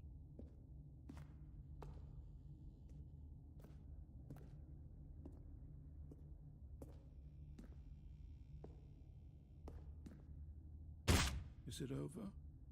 It's going to restart, isn't it? I'm going back. So, progress, question mark? Is it good progress, bad progress? We don't know.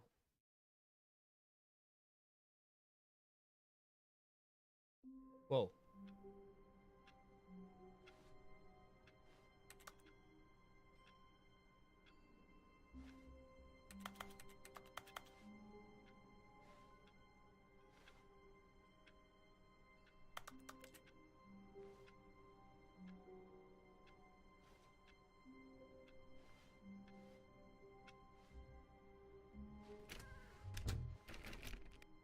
Fuck it.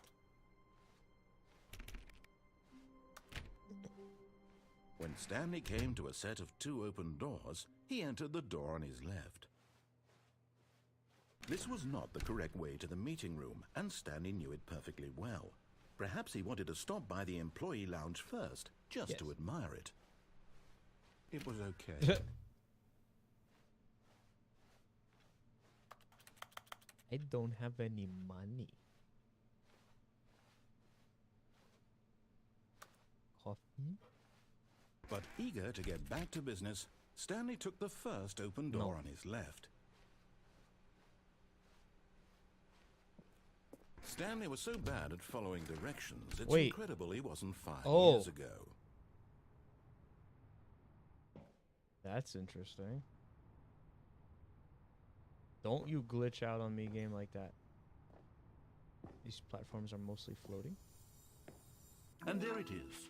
The last Stiggly Wiggly. Savor this moment, Stanley. This is a real accomplishment. This is doing something just for the sake of doing it. Where so many people expect to be rewarded for the most trivial achievements, you've insisted that a job well done is its own reward. I would tell you that I'm proud of you for collecting them all, but that would be like a reward, and we can't have that. So, instead I'll just say, it's done. We're all done here. And now we can go to whatever the hell you were doing before you hunted for figurines.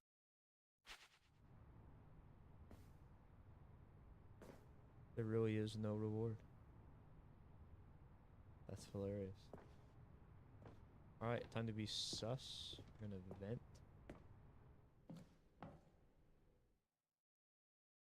Now we have access to a new area.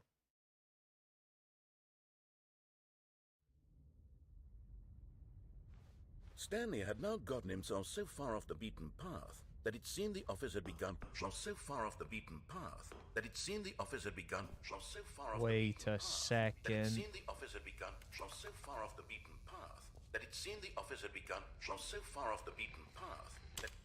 What? You didn't think I was actually just a recording, did you? What a silly and trite explanation that would be. All the back and forth between you and me, all the absurd adventures we've been through, and it all turns out I'm just a tape recording? It was all just in Stanley's head. I bet that's the kind of twist you think is revelatory. I bet each and every time you watch a movie where it turns out all to be in the main character's imagination, you must absolutely bolt off the couch in pure shock at the phenomenal and intricate storytelling. It must be so simple to be you. Life being an unending waterfall of surprises and delights. How much more exciting you must find the world than the rest of us do. Now I've become sad. Look what you've done to me. This is all your fault. What? Sudden reset?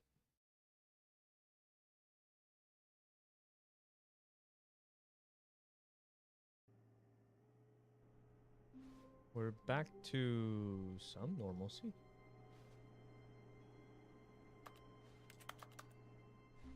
Huh.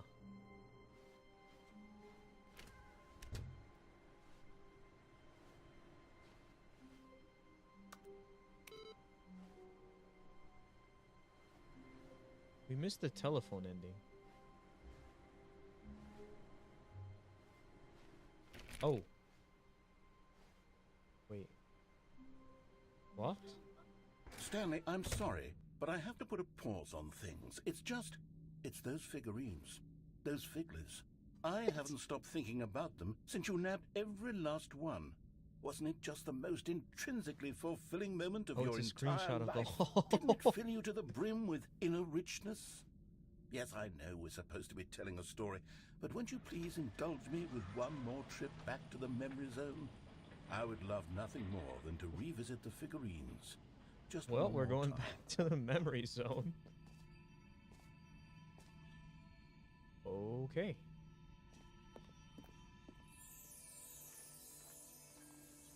Now remembering when Stanley found the collectibles.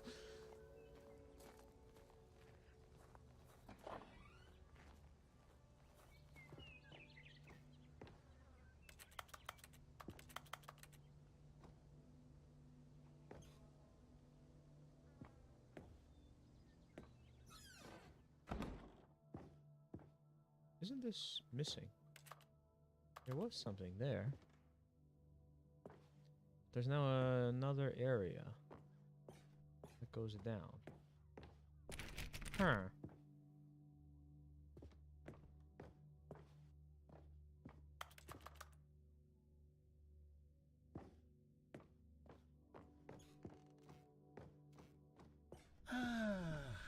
Here's where it all began.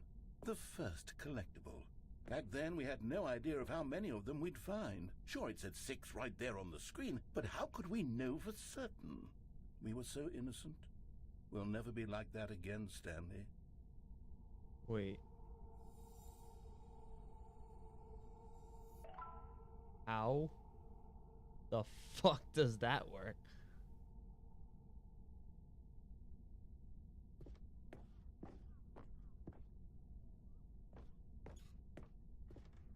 Ah, yes, invisible dark walls.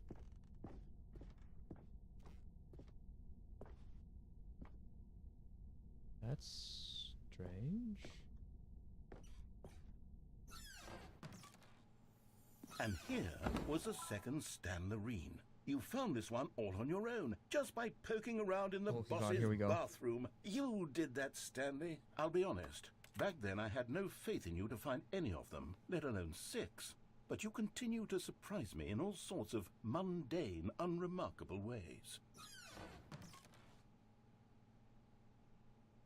What is this? Okay, let's do a little quiz. Which of these rooms was the room you found your third mini Stan? Can you remember? I think I found it directly after.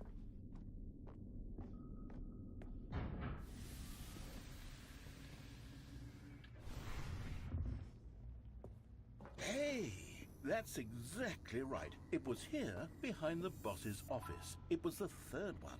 You picked it up, and then after that, you had 3 of them. I'm glad these moments are so crystal clear in your memory, but I shouldn't be surprised. After all, science tells us that it's impossible to forget your third time doing anything. The elevator is not elevator. Let's see, what came next? Oh yes, we found a figure What? in this pink room. Oh well, I can't actually say I remember being in this room, but it's here in the memory zone, so it must have happened. Right.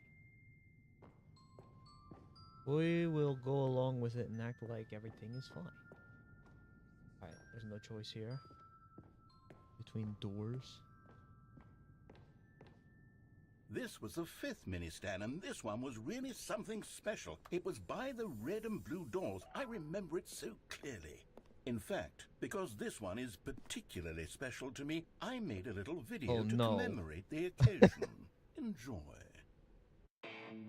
It's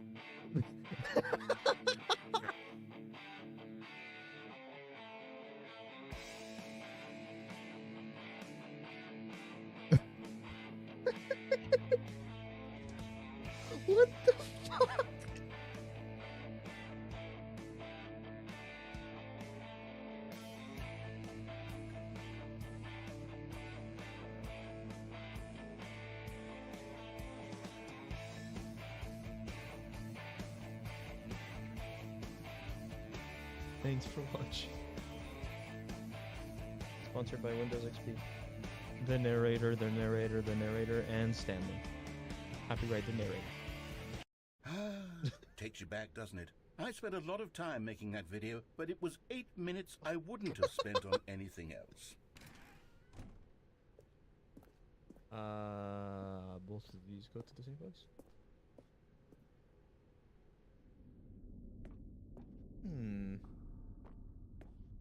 Why? Why this way? Oh wait, no, this is blocked off, so I have to go that way anyway. The room with the boxes. Aha. That's interesting. And then, Stanley, then we came to the last collectible, the final figurine, right here in the warehouse. This memory is the most distinct and clear in my mind, perhaps because it was the one that happened more recently than all the others. Good job. Who can truly say how the mind works? All I know is that this is the moment where you picked up a Figley and I thought to myself, yes, that's all of them. They're all collected. It was a moment unlike any other. Except for the other moments picking up figurines, which it was exactly like.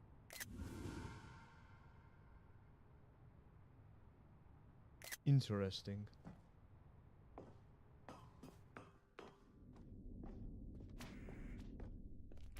Whoa. And then there was no more.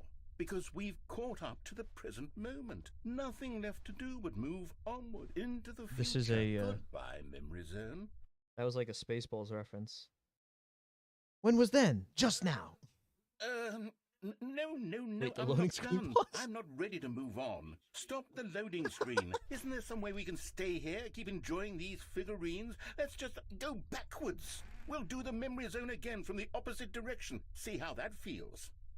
Wait a second. The past.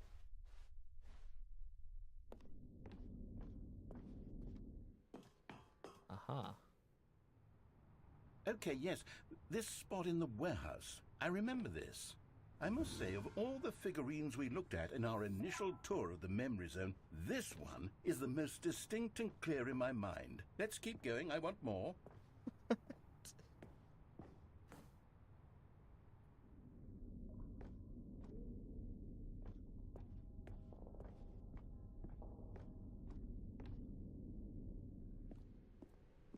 And here's where I made that video. Don't you remember the video we watched? Oh, you dares. Oh.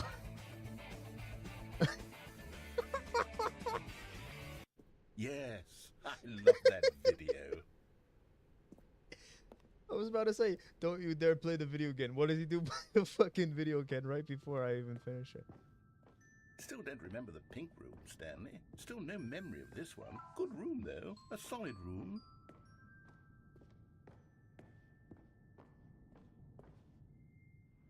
These really were a treat to hunt down. You know, if there had been any kind of reward for finding all of these, it really would have neutered the intrinsic joy of collecting them. I'm very glad we resisted the temptation. Next one.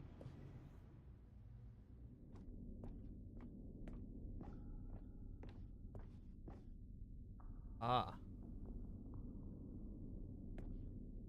This becomes a problem.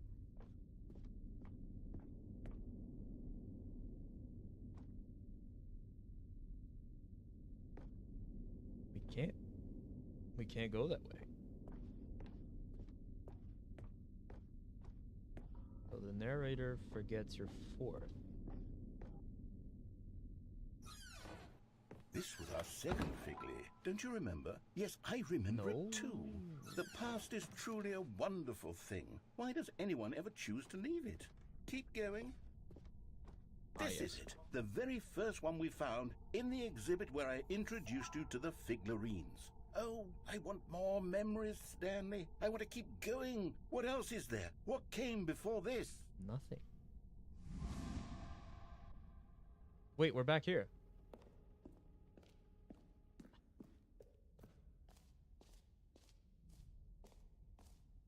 Except it's only a part of the exhibit. The jump room? Look, it's the terrible new content that we were originally sold on. I remember having it back then. But time does put a rosy filter on everything. In fact, I dare say I'm actually quite fond of it now.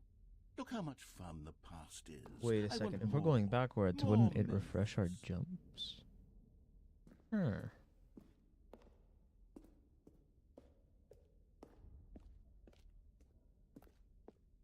Oh, fuck. Oh, yes, the two doors. Who could have forgotten that? A classic memory, this one. Oh, look, they all go to the same place.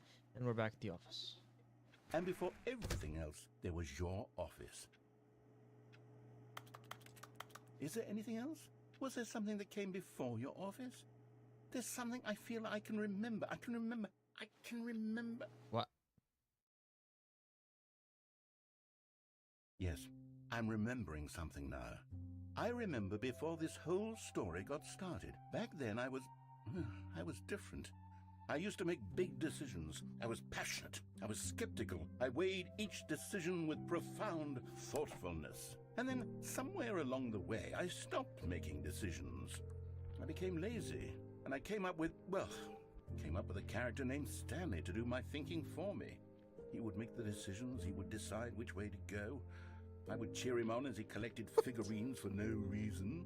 Why did I invent Stanley? Was I lonely? Yes, perhaps that's it. Perhaps I needed to imagine I had companionship. And Stanley really did make for a wonderful companion, even if he was a fiction. But I suppose it's grown old. I want to think for myself Is again. this end credits again? I want to go back to how it used to be. Yes, I can be on my own again. I can do it. I'll be stronger this time. I'll take care of myself. I don't need Stanley anymore. Oh, but he truly was so much fun to play with. You know what?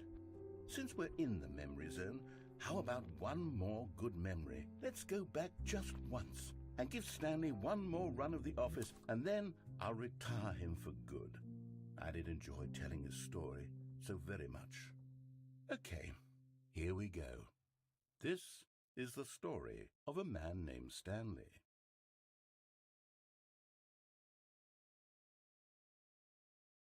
Well then. Feel like we're making progress. But we're actually not making progress. We're never making progress. Too many choices, too many decisions. And thus, we're back at square one.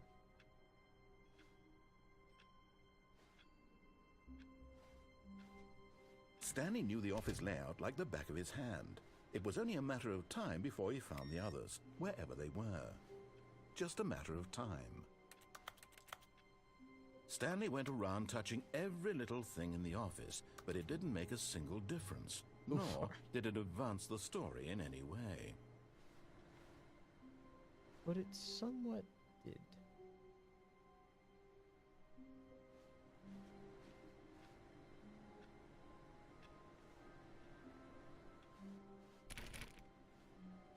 Oh, please.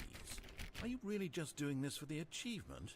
Click a door 5 times. Is that all that you think an Welcome back. Quit the game and start it again.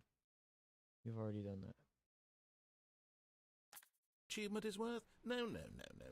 I can't just give these merits away for such little effort. A measly 5 clicks. Now suppose you were to click the door 20 times. I would say that's the kind of effort that warrants recognition.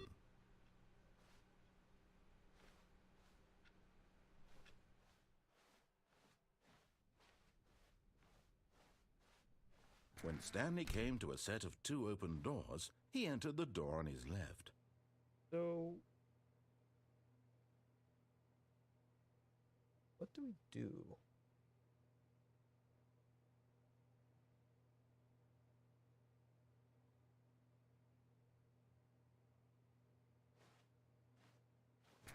Guess we take the left door.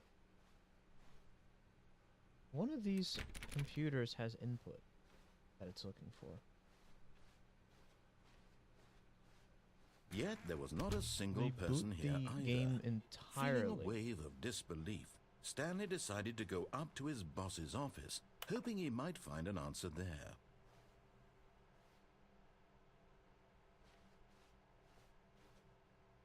So this room is back to normal now that we found figures. Broom closet's still closed. Coming to a staircase, Stanley walked upstairs to his boss's office. Huh. Wait. It's not where I want to be, is it? But then where do I want to be? Because I've gone everywhere else, haven't I? Just don't have the line ending.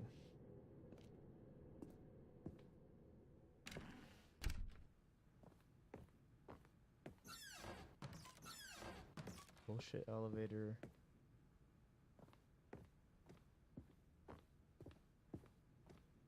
Okay, I think we all know the drill by now. Blah, blah, blah. Dark secrets, the keypad. Stanley Wait. pushes some buttons. Oh, hey, look, it's a new passageway. Quelle surprise.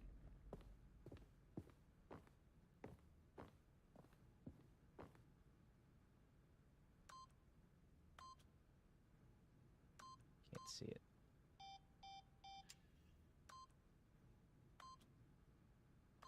Fuck.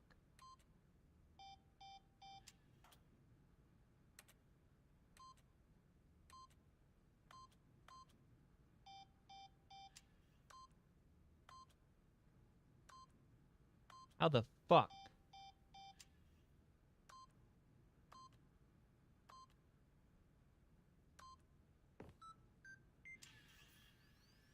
Keep in mind, I can't see the keypad at all, and we still did that.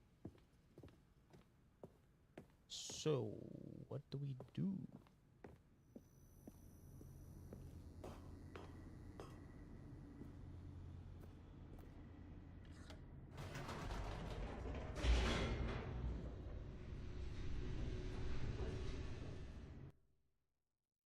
Loading, loading, loading, loading, loading, loading, loading.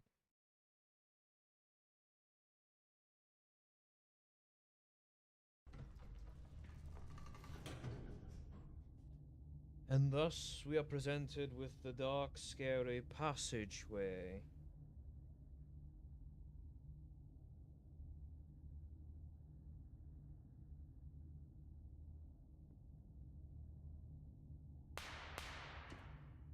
The fuck was that? Stanley walked straight ahead through the large door that read Mind Control Facility.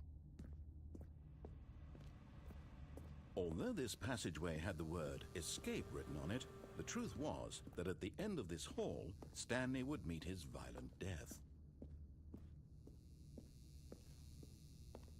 The door behind him was not shut. Stanley still had every opportunity to turn around and get back on track. Let's see what happens. I turn to go back. Any comments on it? And then I go back down this hall again.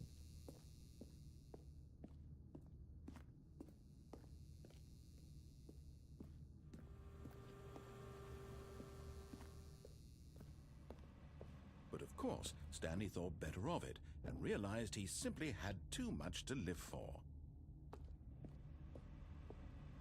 Nope, still on board with death.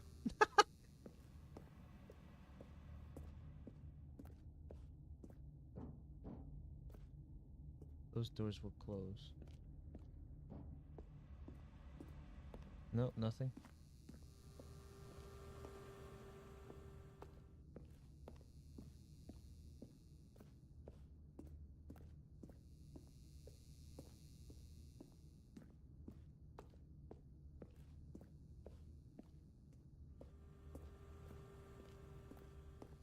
At this point, Stanley was making a conscious, concerted effort to walk forward and willingly confront his death.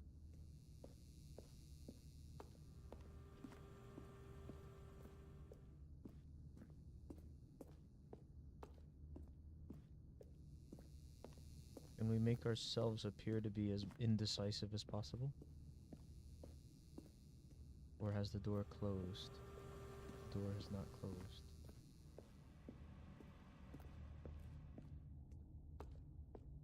Huh.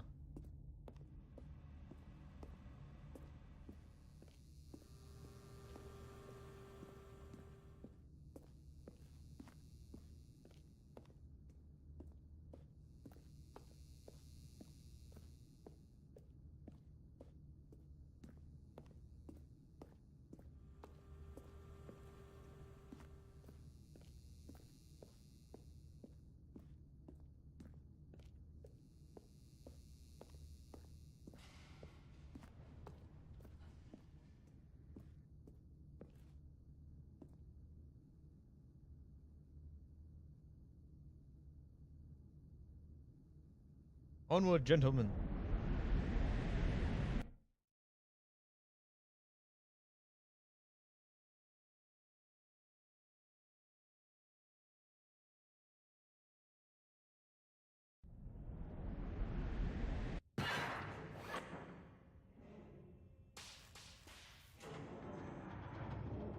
As the machine whirred into motion and Stanley was inched closer and closer to his demise, he reflected that his life had been of no consequence whatsoever. Stanley can't see the bigger picture. He doesn't know the real story, trapped forever in his narrow vision of what this world is. Perhaps his death was of no great loss, like plucking the eyeballs from a blind man. And so he resigned and willingly accepted this violent end to his brief and shallow life. Farewell, Stanley.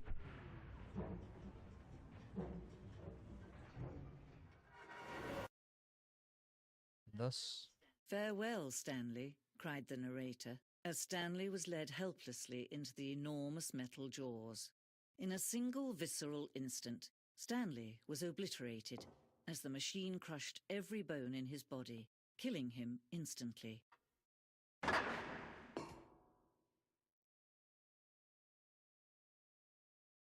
Time is frozen. And yet it would be just a few minutes before Stanley would restart the game, back in his office, as alive as ever. What exactly did the narrator think he was going to accomplish? Here is the museum. When every path you can before. walk has been created for you long in advance, death becomes meaningless, making life the same. Do you see now? Do you see that Stanley was already Nature dead paintings. from the moment he hit start?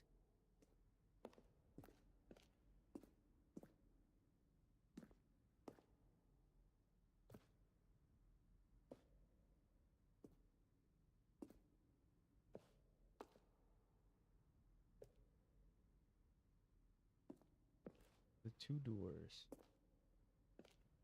Very first concrete piece for the Stanley Parables design. Once this room was created, the rest of the game emerges as an extension of it. An exploration of the contradiction this room posed. Filing cabinets. Office computers.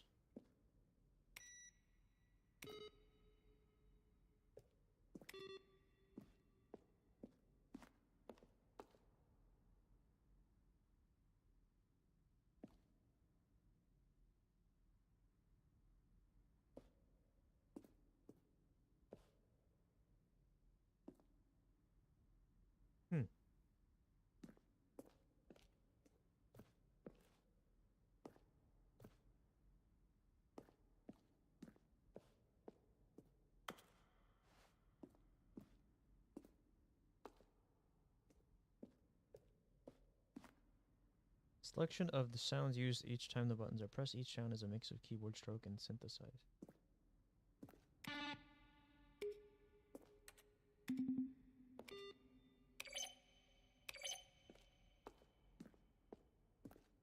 Are those a double wall? Why is it a double wall?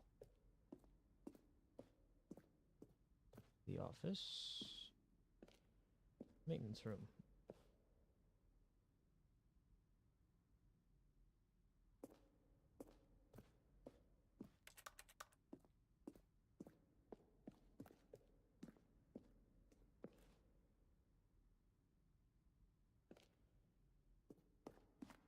Warzone.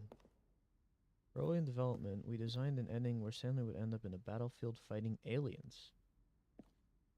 We realized shortly after starting to build it, it was far too jokey and on the nose for the tone of this game, plus some people interpret it as making fun of people who like shooters. Alright.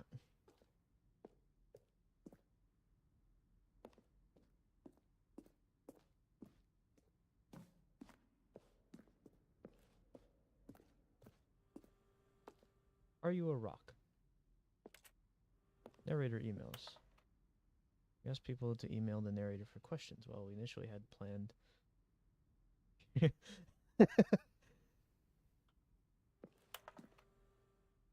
I want to know is, what would you do if Stanley entered any other rooms?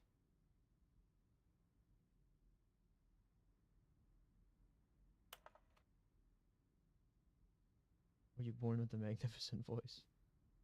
What is Stanley's last name?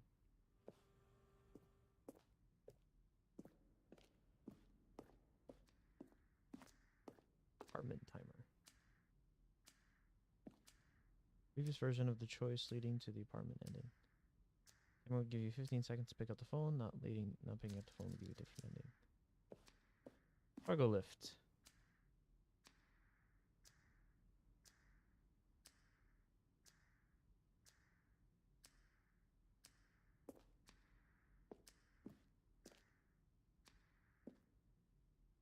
Always intended to offer the choice where staying or jumping to a different path. Player also wanted the option falling.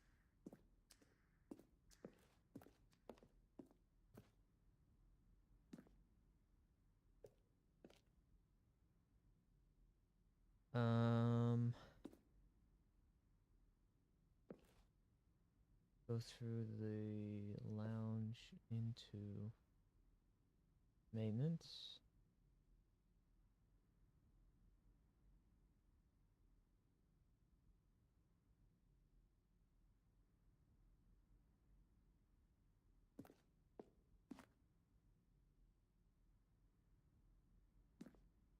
Interesting.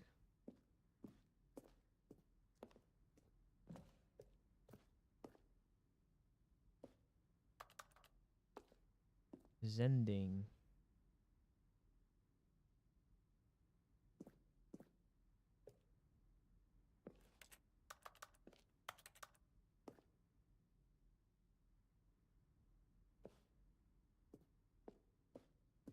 Escape menu. For a long time, we had an ending that only ended when the player restarted from the escape menu. This was supposed to do, which was frustrating for anybody.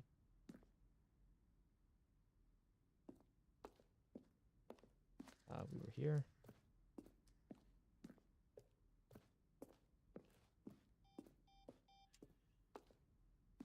Monitor room elevator, exit.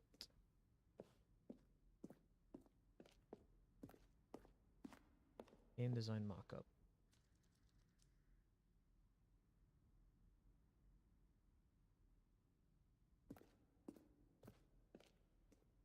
Lots of stuff here. Sure, I missed some of it. I think I missed the narrator's room, which is over here. Just want to kind of skim through this. The lounge. Then he pushed the number 4. Stanley jumped. Narration outtakes. Imagine recording voice clips over the course of Stanley pushed the orange lever. 2 years. Stanley stood on the roof. Stanley pushed the big red button.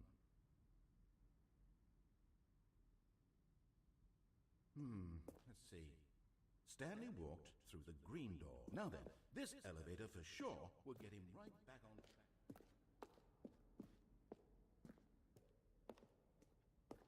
So I do like this, where it goes into sort of the history. This is the freedom ending as it existed in beta of how the game was developed. Oh, look at these two. How they wish to destroy one another.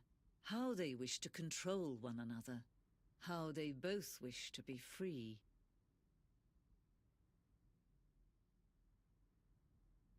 Dun dun dun. Can you see? Can you see how much they need one another? No, perhaps not. Sometimes these things cannot be seen. But listen to me. You can still save these two. You can stop the program before they both fail. Turn off your Nintendo Switch. There's no other way to beat this game. As long as you move forward, you'll be walking someone else's path. Stop now and it'll be your only true choice. Whatever you do, choose it. Don't let time choose for you. Don't let... Do you actually get a bonus if you just quit the game right there?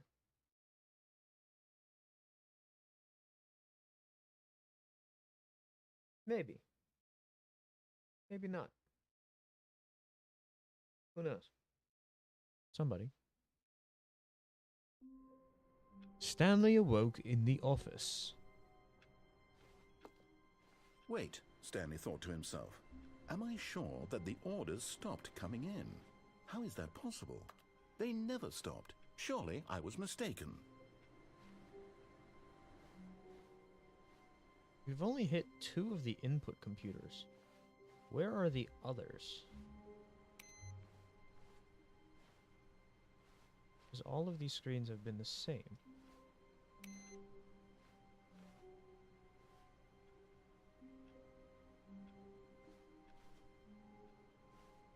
There is a way to get through here, but I need to get the line. When Stanley came to a set of 2 open doors, he entered the door on his left.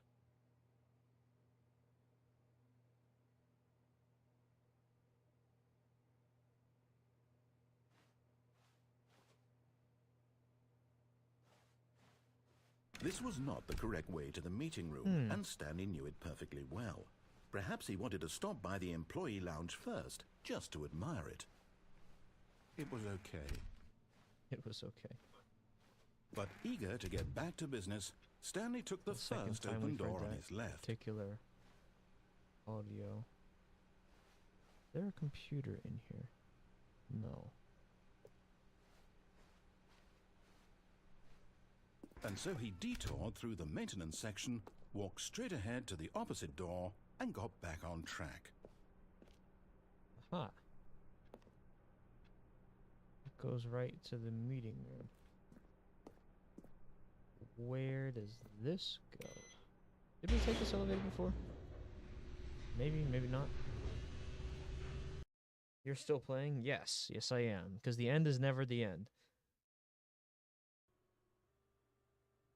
But Stanley didn't want to go back to the office. He wanted to wander about and get even further off track. So now in order to get back, he needed to go, from here, it's, left. Oh, no, it's to the right, my mistake. No, not the right. Why would I have ever said it was to the right? What was I thinking? It's clearly... Oh, boy. Oh, dear, would you hold on for a minute, please? Now, let's see. We went down right, left, down, left, right. Yep, okay, yes. I've got it now. This story is absolutely, definitely this way. Are you sure? Sure as sure can be. Dead end. Down the hole. Door's still open. Ha. No. This isn't right at all. You're not supposed to be here yet. This is all a spoiler. Quick, Stanley, close your eyes. Okay. We just have to get back to, oh, who am I kidding? It's all rubbish now. The whole story completely unusable.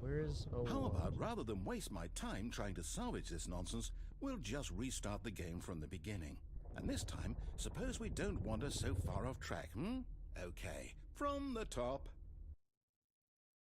Wait, why does that look like one of the rooms in the area Stanley works? The employee 0.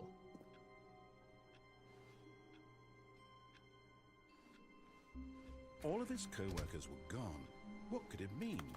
Stanley decided to go to the meeting room. Perhaps he had simply missed a memo.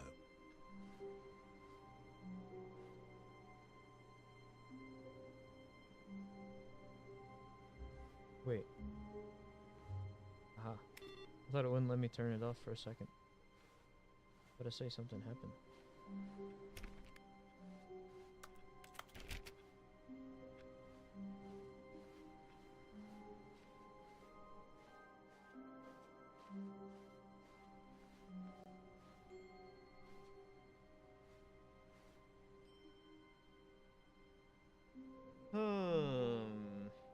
Question is, what do we do?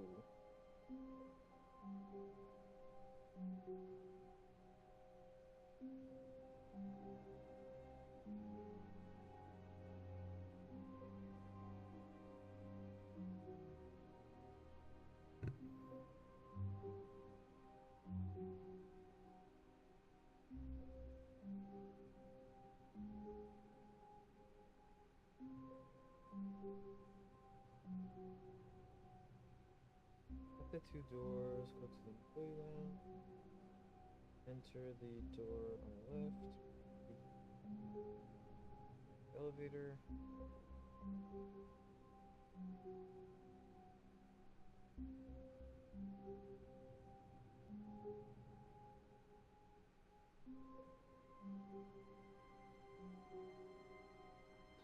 Wait, what if we just go down the elevator again?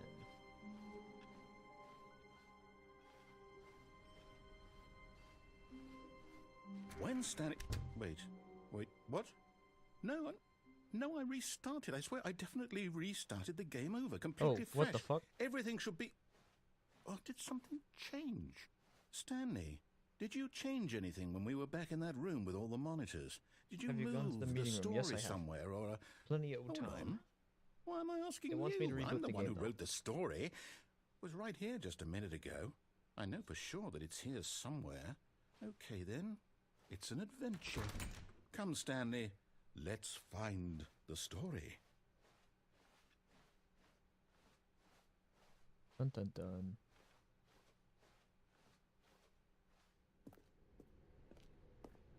Where does all of this go?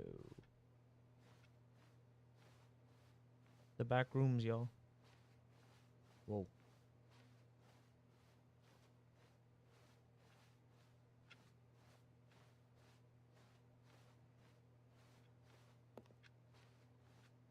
I'll say it. This is the worst adventure I've ever been on. I can promise you there definitely was a story here before.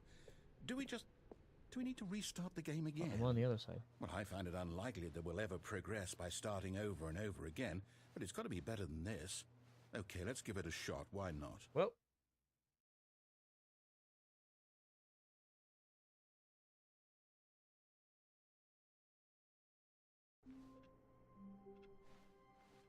All of his co-workers were gone. What could it mean? Stanley decided to go to the meeting room. Perhaps he had simply missed a memo. The computer is on like that all the time. Is that supposed to be the case? All of the other ones are off, except that one.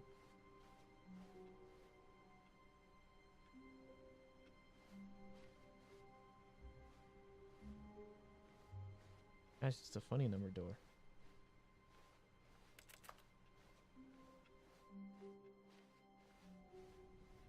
And no doors.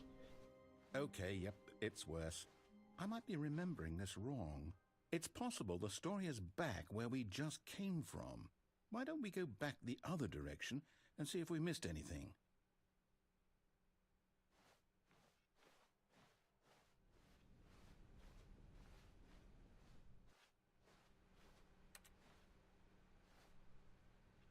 Username access.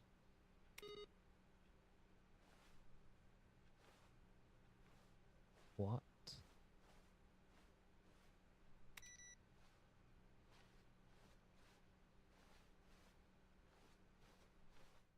Aha! I knew we'd miss something. The story. Hmm. Here it comes. Infinite room.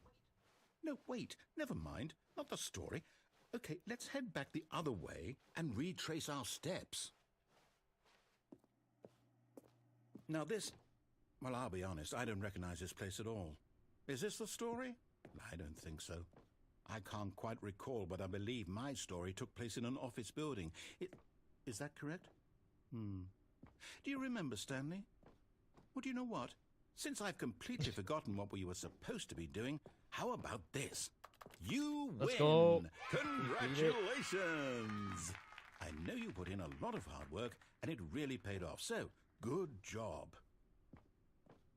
Oh, no, I don't feel right about this at all. We both know you didn't put in any actual work for that win. Some people win fair and square, and this was not one of those situations. Okay, I'm getting weirded out by whatever this place is. I don't care what might happen this time. I have to restart. Dun dun dun.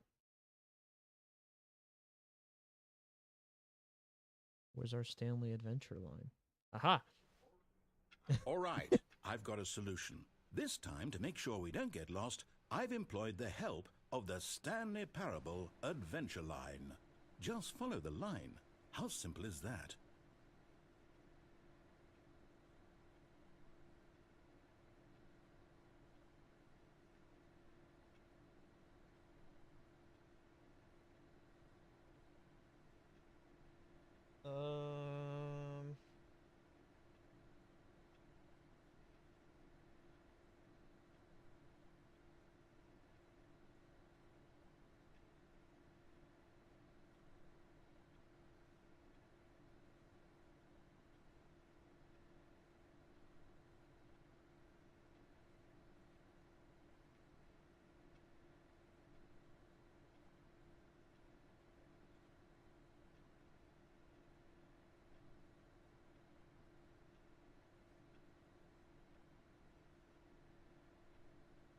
We shall continue.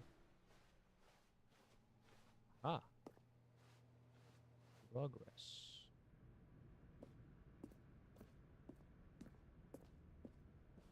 You see? The line knows where the story is. It's over in this direction. Onward, Stanley, to destiny. Though, here's a thought. Wouldn't wherever we end up be our destination, even if there's no story there?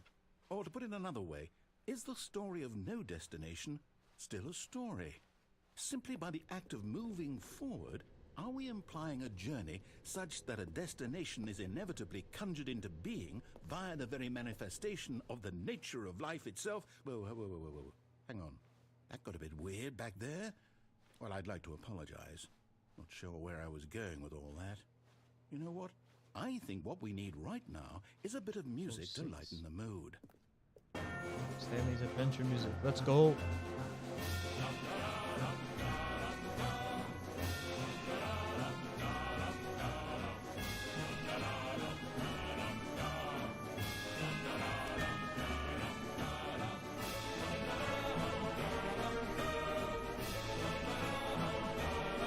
Cut the music, go back and look at that fern. Stanley, this fern will be very important later in the story. Make sure you study it closely and remember it carefully. You won't want to miss anything.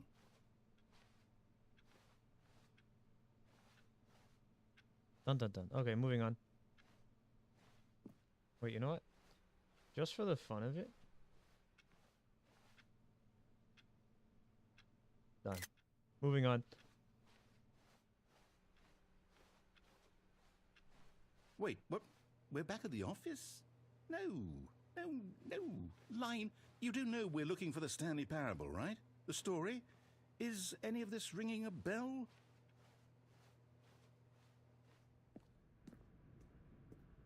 Oh, no, not again. Line, how could you have done this to us? And after we trusted you, after everything we've been through, you... Oh, I can't take this anymore. To hell with it. Restart. Alrighty.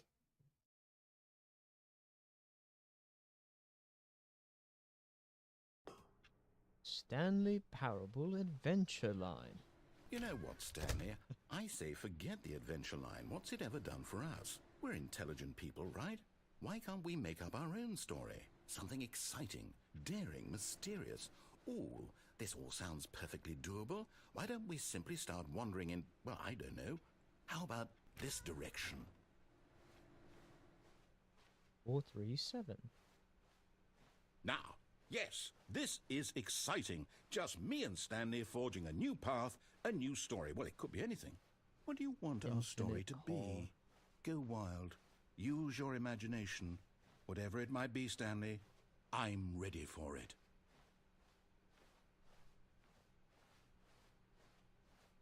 Oh, no, not you again. You, TM. Stanley, I'd also like to veto the line from having any role in our Mine, awesome TM. new story.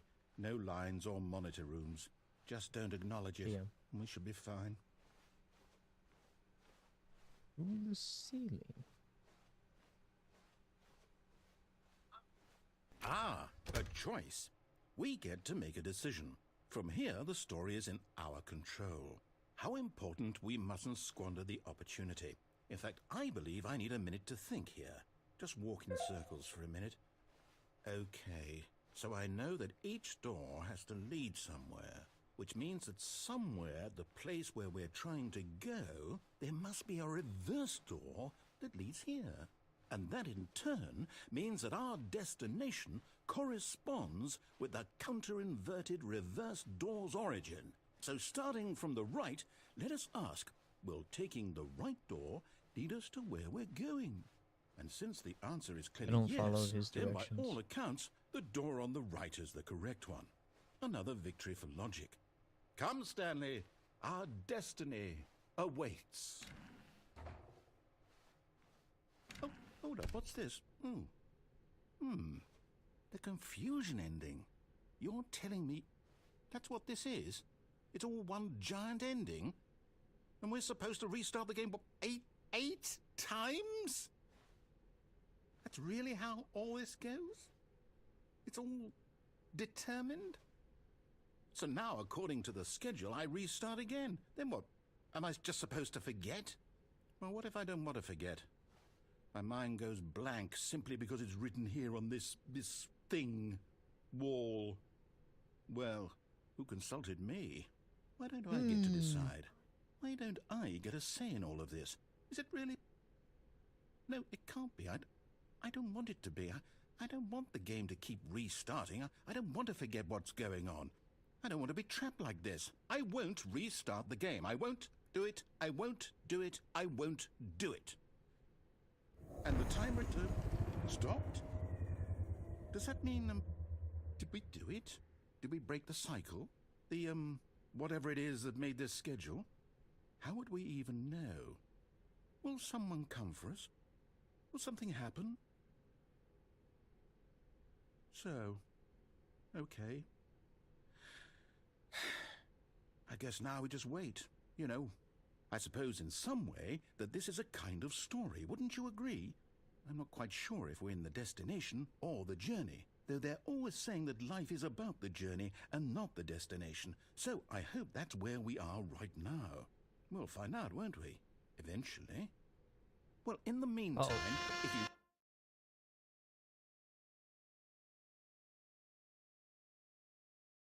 You have broken the cycle, defied the story, and it was on the narrator's terms.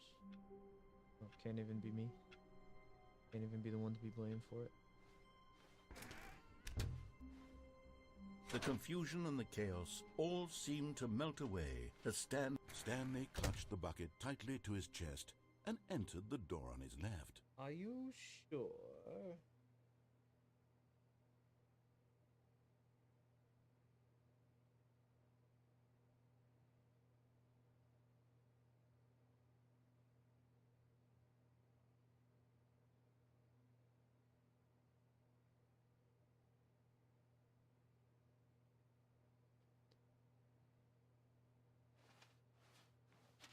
This was not the correct way to the meeting room, but Stanley had felt the bucket calling to him, telling him that the employee lounge was simply the place to be. And here it was. Had the bucket turned out to be correct? Was this better than the meeting room? Yes, Stanley thought to himself. Yes, perhaps it truly was. Yes. How insightful the bucket turned out to be. No, never mind. The bucket was wrong. Stanley took the door on his left to go back to the meeting room. And so the two of them detoured through the maintenance section and walked straight ahead to the opposite door. Fine. Still no one was here. Stanley needed the bucket's warmth and comfort now more than ever. Perhaps his boss's office was where he'd find answers.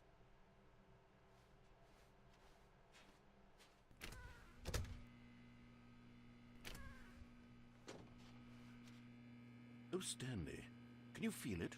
The broom closet. It wants the bucket. You can feel that, can't you? The aura of jealousy. It's as clear as day. This broom closet believes it deserves the bucket. I can really feel it now. It's a bucket. It belongs in a broom closet. That's what the broom closet is trying to say here. It's supposed to go with the other cleaning supplies. Good for you, Stanley. Don't give in. Don't hand over the bucket.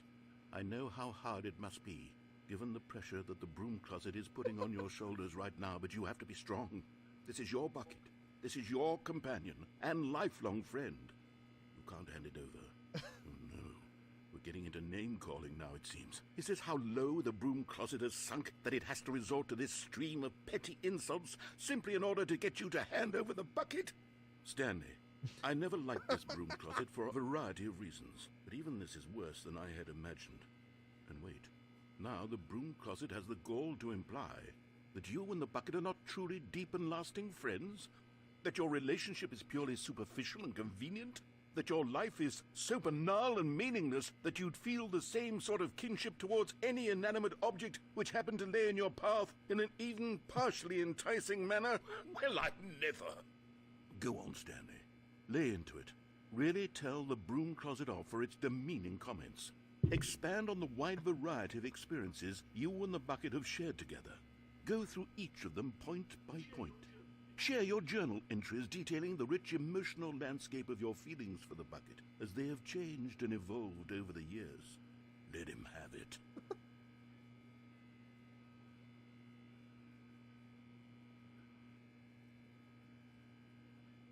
Okay, I've got you something which I think will help settle this debate once and for all. Here we go. There. Now it's settled. No more debate, no more discussion. Take a hike, broom closet, with all your meandering philosophical diatribes about the nature of cleaning supplies and their relationship to broom closets in the natural order of things. So if I stay in here for another...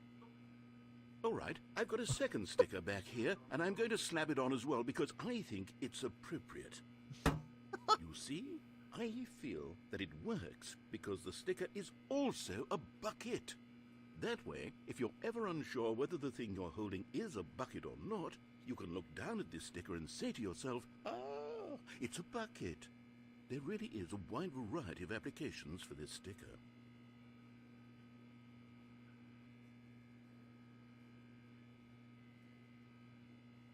You know what?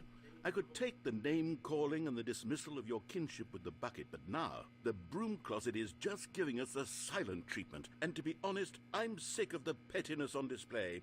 You can stay here all you like, but I've had it with this impetulant room of cleaning supplies. Easily the most childish such room I've ever been in. I'll see you outside, and we can get on with the story about you and your bucket.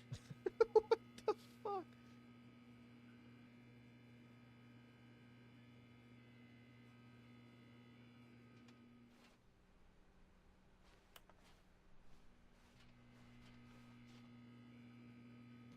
Property of Stanley.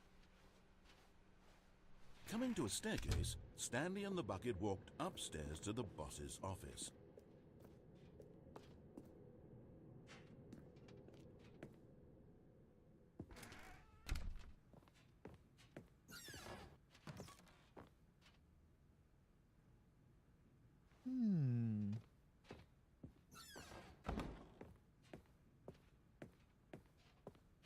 Stepping into his manager's office, Stanley was once again stunned to discover not an indication of any human life. Crushed by the... But Stanley guessed the correct code by sheer luck. Was it that the bucket knew all along? Was the bucket guiding him? Yes, this is certainly the most logical explanation.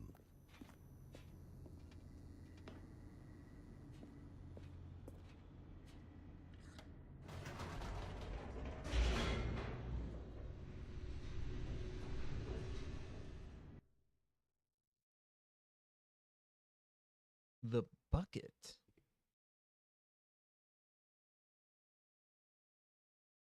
As it guides Stanley. The elevator raced downward, plummeting towards an unknown fate. It would be all Stanley could do to keep himself together, if not for the bucket. Soothing him, comforting him, reassuring that in this darkest moment of uncertainty, he would be all right. The bucket is here for you, Stanley. Everything will be fine.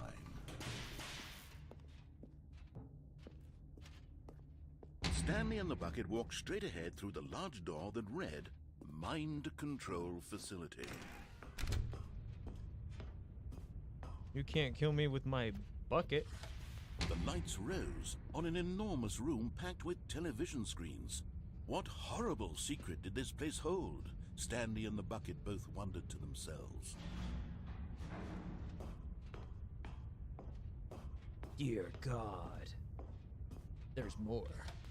The monitors jumped to life, and Stanley nearly dropped the bucket in shock. Everyone in the office was being videotaped, monitored like guinea pigs. The bucket had never seen anything like this, and it very nearly burst into tears as Stanley cradled it gently, reassuring it that everything would be fine.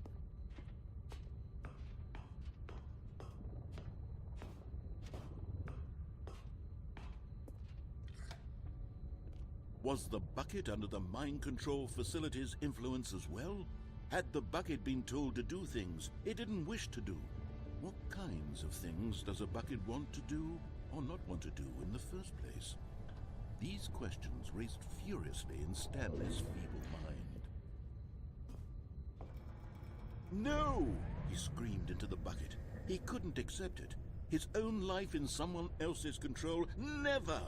He squeezed the bucket tighter, his one friend in the entire world. At this point, he could trust no one except for the bucket. The fucking bucket narration is 11 out of 10. But here was the proof. The heart of the operation. Controls labeled with emotions, happy or sad or content.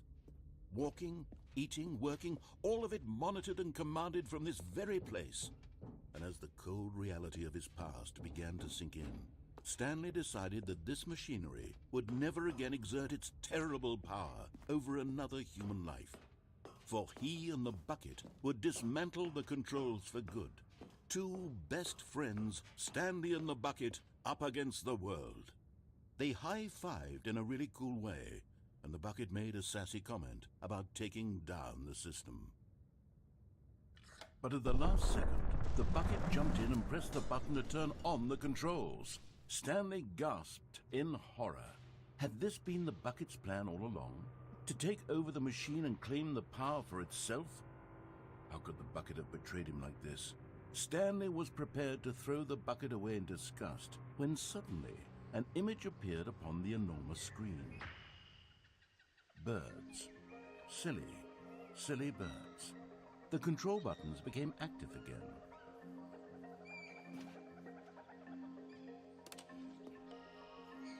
What the fuck?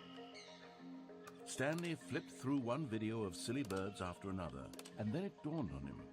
This wasn't a mind control facility at all. It was a facility for monitoring and surveilling silly birds all over the world. The mind controls were only a facade to disguise its true intentions. Had the bucket known this all along? Stanley marveled at the metal genius in his hands, the one who had pointed him towards this incredible discovery. Stanley and the bucket never found freedom because they spent the rest of their lives here in this place, flipping through live streams of the silliest birds imaginable. Of all the possible paths his life could have taken, this one was surely the best. And Stanley was happy. The good ending?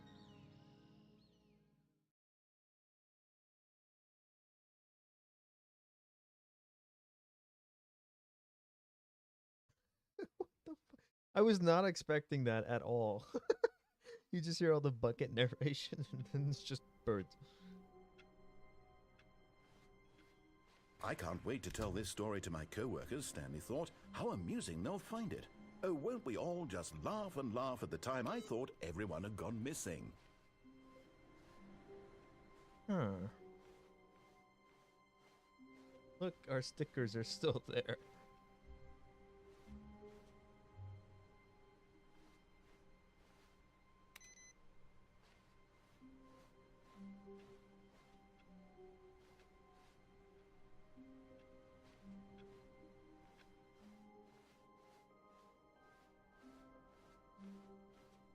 When Stanley came to a set of 2 open doors, he entered the door on his left.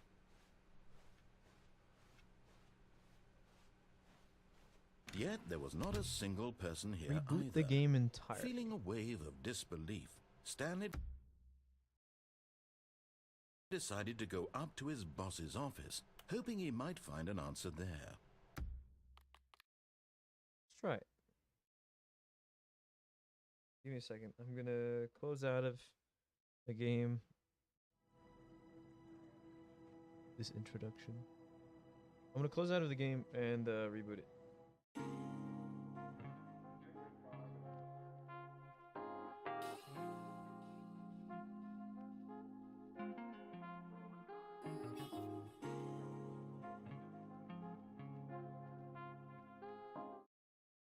Dun dun dun.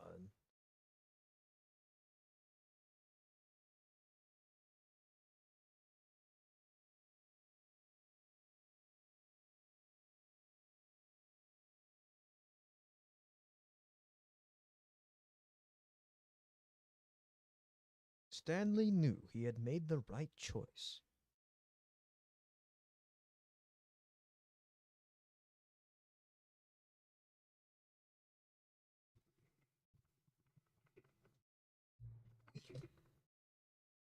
Please enter the current time.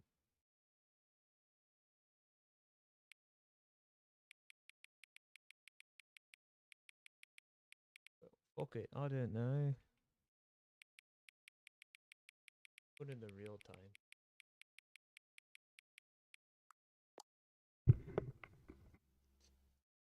Hang on, hang on. Before we get started, can I just say something? Thank you for actually setting the clock both times you booted up the game. A lot of people don't take that step seriously. They just leave the clock set at 12 and call it a day. You're actually taking the time to set the clock, and I appreciate that. That's how I know that you care about this experience. You're paying attention. I don't even have any way of knowing if the times you're setting are correct. Tell you what, I'll make you a deal. Since you've been so cooperative, next time you boot up the game, see the screen, set the clock to your favorite time.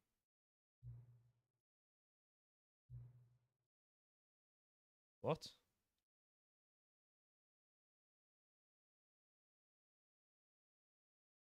You can do this, and it works.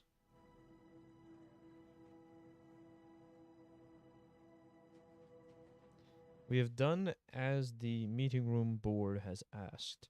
The question is, will we lose any progress? We have balloons.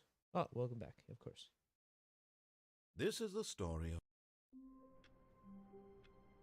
Balloons. Yes, we still have balloons. So our progress is All saved. of his co-workers were gone. What could it mean? Stanley decided to go to the meeting room. Perhaps he had simply missed a memo. Oh. Warmth spread through Stanley's arms. With the bucket in his arms again, he was home. That was not there before. This area was not closed off. What? Stanley responded to the bucket's touch, but it did little to discourage Stanley's belief in the magic of the bucket. Stanley clutched the bucket tightly to his chest and entered the door on his left.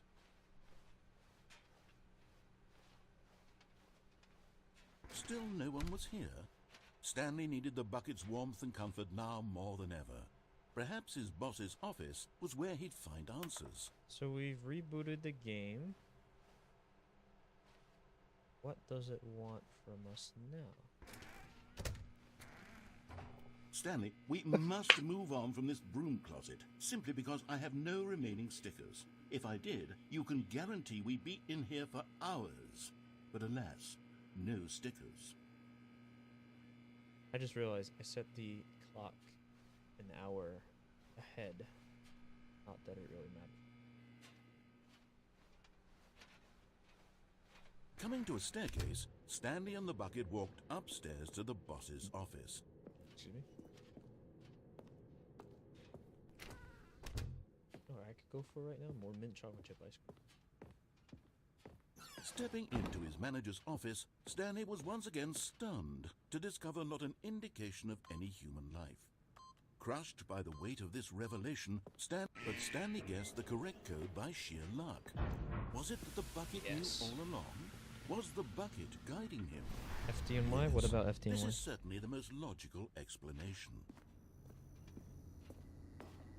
So... I feel like we've done a lot, but I also feel like we've missed a lot at the same time, so I don't know what to do.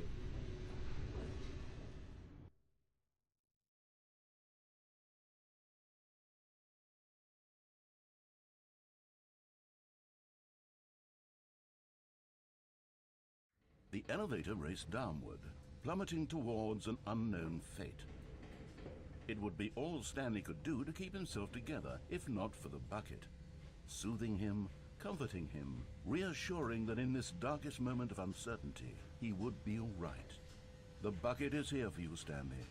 Everything will be fine. Stanley and the bucket walked straight ahead through the large door that read, Mind Control Facility.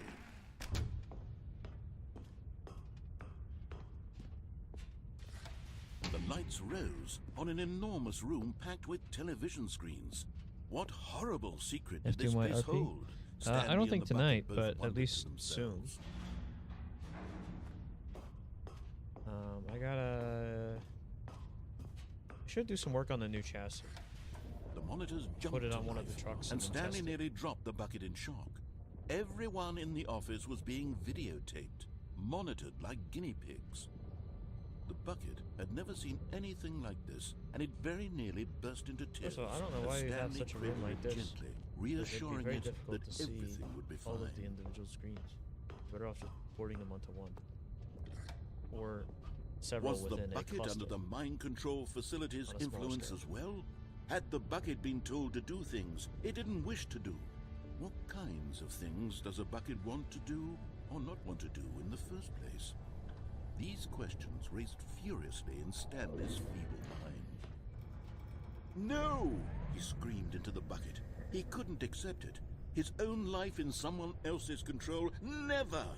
He squeezed the bucket tighter, his one friend in the entire world. At this point, he could trust no one except for the bucket. You have arrived at your destination. But here was the proof. The heart of the operation. Controls labeled with emotions, happy or sad or content. Walking, eating, working, all of it monitored and commanded from this very place. Do we just get a freedom ending where it's like, oh, and Stanley just goes off? Stanley decided that this machinery would never again... Dun dun dun.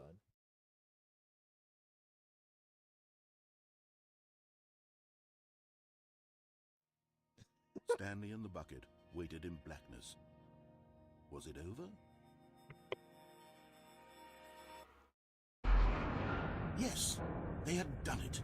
Stanley and the bucket had defeated their greatest and darkest enemy, freed themselves from the tyrannical grip of the evil mind control machine. Freedom was now mere moments away. Excitedly, the two of them began to discuss the kind of life they wanted to live once they stepped through this massive door. The bucket wanted to learn to roller skate. Stanley wanted to sneeze in every country on Earth. Both of them wanted to begin watching a movie, any movie, but then stop it halfway through and begin watching it in reverse from the end. True, it was a simple life they envisioned, but it was one they'd lived together, with one another to lean on, to trust, to support, and to... What? Wait. What was happening? Why had the door stopped? Was Stanley and the bucket not about to be freed? An unbearable silence filled the room, lingering in uncertainty, until finally the truth hit Stanley square in the face. This building did not want the bucket to leave. Even the facility itself recognized the incredible calming presence of the bucket, needed the soothing warmth of the bucket, would go to any What the fuck? part with the bucket. No. Stanley can't leave this place. Not while he has such a precious bucket in his arms. Not while this building has anything to say about it. Stanley realized he would never again... And I do. I'm gonna say the bucket word. He has the bucket. To be trapped eternally in darkness isn't really so bad, Stanley thought to himself. As long as I have my bucket with me, right? I'll be okay, won't I? Stanley gulped. Very soon now, he was about to find out.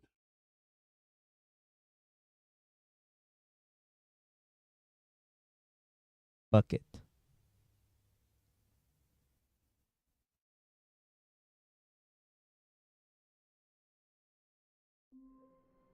What? The fuck just happened? All of his co-workers were gone. What could it mean? Stanley decided to go to the meeting room. Perhaps he had simply missed a memo. Ooh.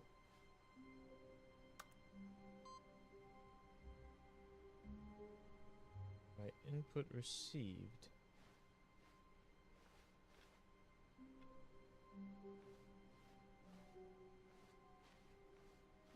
Do you do these simultaneously? No matter how hard Stanley looked, he couldn't find a trace of his co-workers.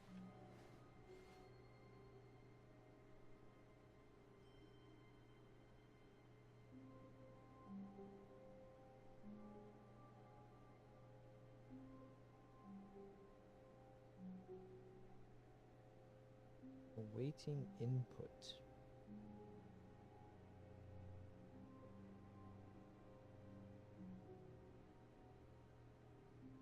Boy, 419.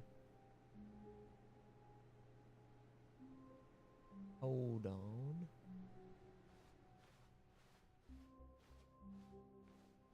Right, 419. 423.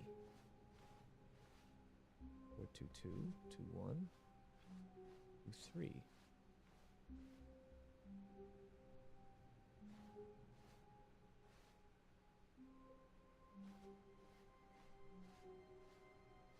Do I have to do this on reset?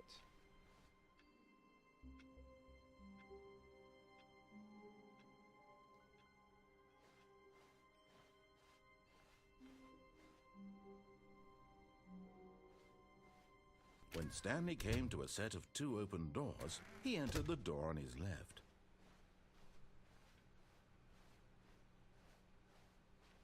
Yet there was not a single person here either. Feeling a wave of disbelief, Stanley decided to go up to his boss's office, hoping he might find an answer there. Stanley stepped into the broom closet, but there was nothing here, so he turned around and got back on track. Fine. Coming to a staircase, Stanley walked upstairs to his boss's office.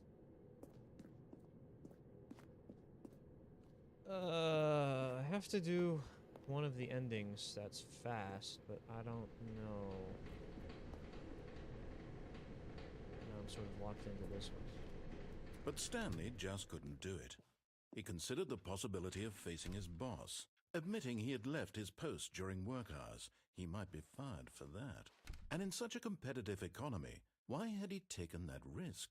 All because he believed everyone had vanished? His boss would think he was crazy. And then something occurred to Stanley. Maybe, he thought to himself, maybe I am crazy. All of my co-workers blinking mysteriously out of existence in a single moment for no reason at all? None of it made any logical sense. And as Stanley pondered this, he began to make other strange observations. For example, why couldn't he see his feet when he looked down? Why did doors close automatically behind him wherever he went? And for that matter, these rooms were starting to look pretty familiar. Were they simply repeating? No, Stanley said to himself, this is all too strange. This can't be real. Literally every At other game last, people he complain came of to the network-related conclusion that had been on the tip of his tongue. He just hadn't found lag. the David words for Bazuki's it. literally rolling in I'm cash. He can afford to dreaming! update He yelled. servers. This is all a dream. Oh, what a relief Stanley felt to have finally found an answer, an explanation. His co-workers weren't actually gone. He wasn't going to lose his job. Well, if you've seen the memes in S1Y when Roblox was down the other day, the other day or yesterday, I'll have to go back to my boring real-life job pushing buttons. I may as well They, enjoy this while I'm still lucid. So, he imagined himself flying and began to gently float above the ground. they were posting memes Then he imagined himself soaring through about space on a Roblox servers magical and how bad starfield, they are. and it too appeared. It was so much fun, and Stanley marveled that he had still not woken up. I'm just waiting on this ending to How finish. was he remaining so lucid? And then So that way I can perhaps the click on another strangest computer screen. question of them all entered Stanley's head. One he was amazed he hadn't asked himself sooner. I might Why need is there a voice to in my do head this ending dictating everything a couple that of I'm doing and times. thinking? Now the voice was describing itself being Unless I considered just by did the one Stanley, where I who jump off found the it platform. particularly strange. I'm dreaming about a voice describing me Instead of thinking getting on the about how platform, it's I jump off describing the my loading dock thoughts, area. he thought. And while he thought it all That way I very skip all odd, this dialogue. I wondered if this voice spoke Might be to all smarter. people in their dreams. The truth was that, of course, this was not a dream. How could it be? Was Stanley simply deceiving himself? Believing that if he's asleep, he doesn't have to take responsibility for himself? Stanley is as awake right now as he's ever been in his life. We need to Now, add hearing the voice reassurance speak these bucket words was in quite a SO and shock Y. to Stanley. After all, he knew for certain, beyond a doubt, that this was in fact a dream. Did the voice not see him float and make the magical stars just a moment ago? How else would the voice explain all that? This voice was a part of himself too. Surely, if he could just... He would prove it. He would prove that he was in control, that this was a dream.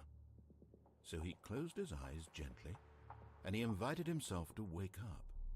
He felt the cool weight of the blanket on his skin, the press of the mattress on his back, the fresh air of a world outside this one.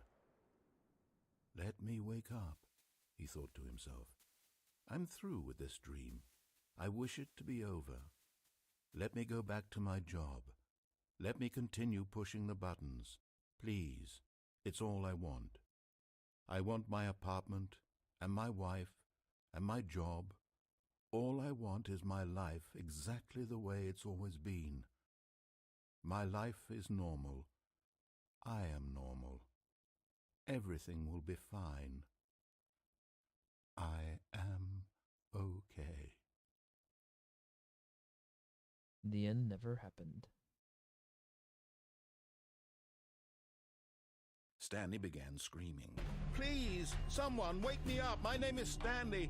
I have a boss. I have an office. I am real. Please, just someone tell me I am real. I must be real. I must be. Can anyone hear my voice? Who am I? Who am I? And everything went black.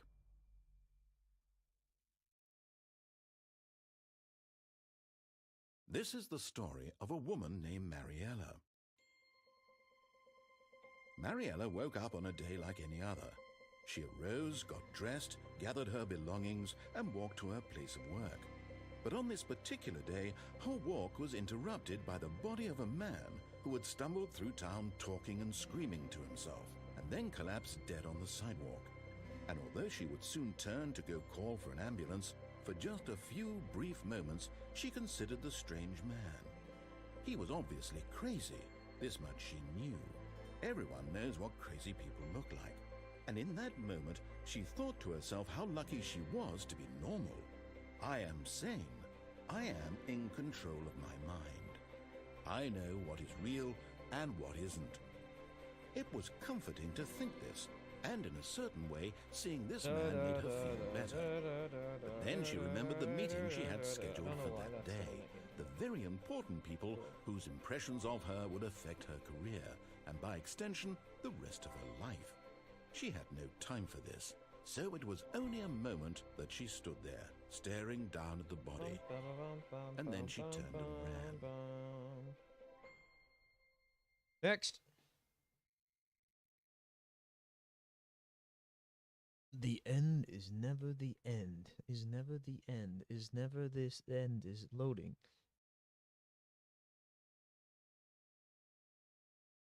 Right. All of his co-workers were gone. What could it mean? Stanley decided to go to the meeting room. Perhaps he had simply missed a memo.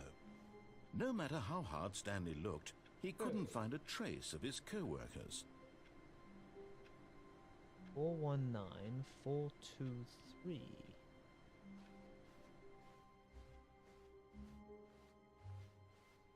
Ah.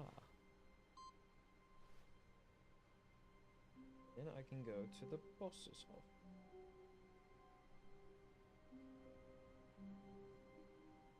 Go to the 2 doors room, door on left, up staircase. PC before entering the boss's office.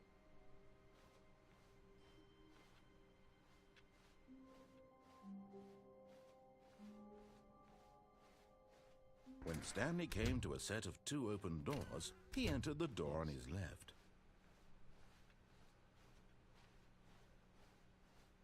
Yet there was not a single person here either. Feeling a wave of disbelief, Stanley decided to go up to his boss's office. Coming to a staircase, Stanley walked upstairs to his boss's office.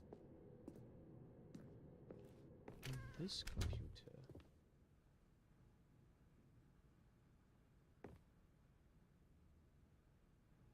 Wait, so now I'm stuck here.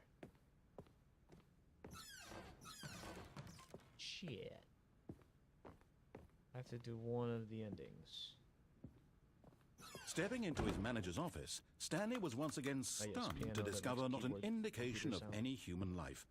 Shocked, unraveled, Stanley wondered in disbelief who orchestrated this. What dark secret was being held from? Stanley was in such a rush to get through the story as quickly as possible, he didn't even have a single minute to just let the narrator talk.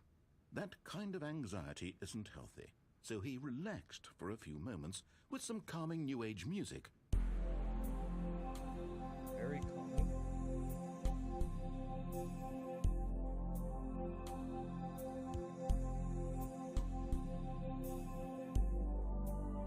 Feeling soothed and rejuvenated, Stanley calmly walked forward into the opened passageway. Right. Off we go into the great dark yonder, deep below, into the ground.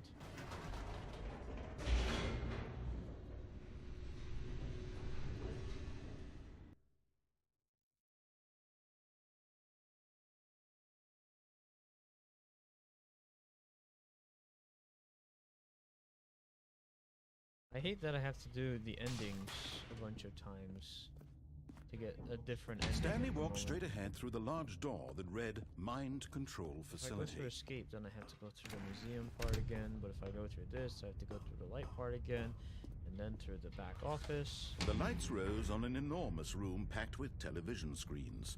What horrible secret did this place hold? Stanley thought to himself. Did he have the strength to find out?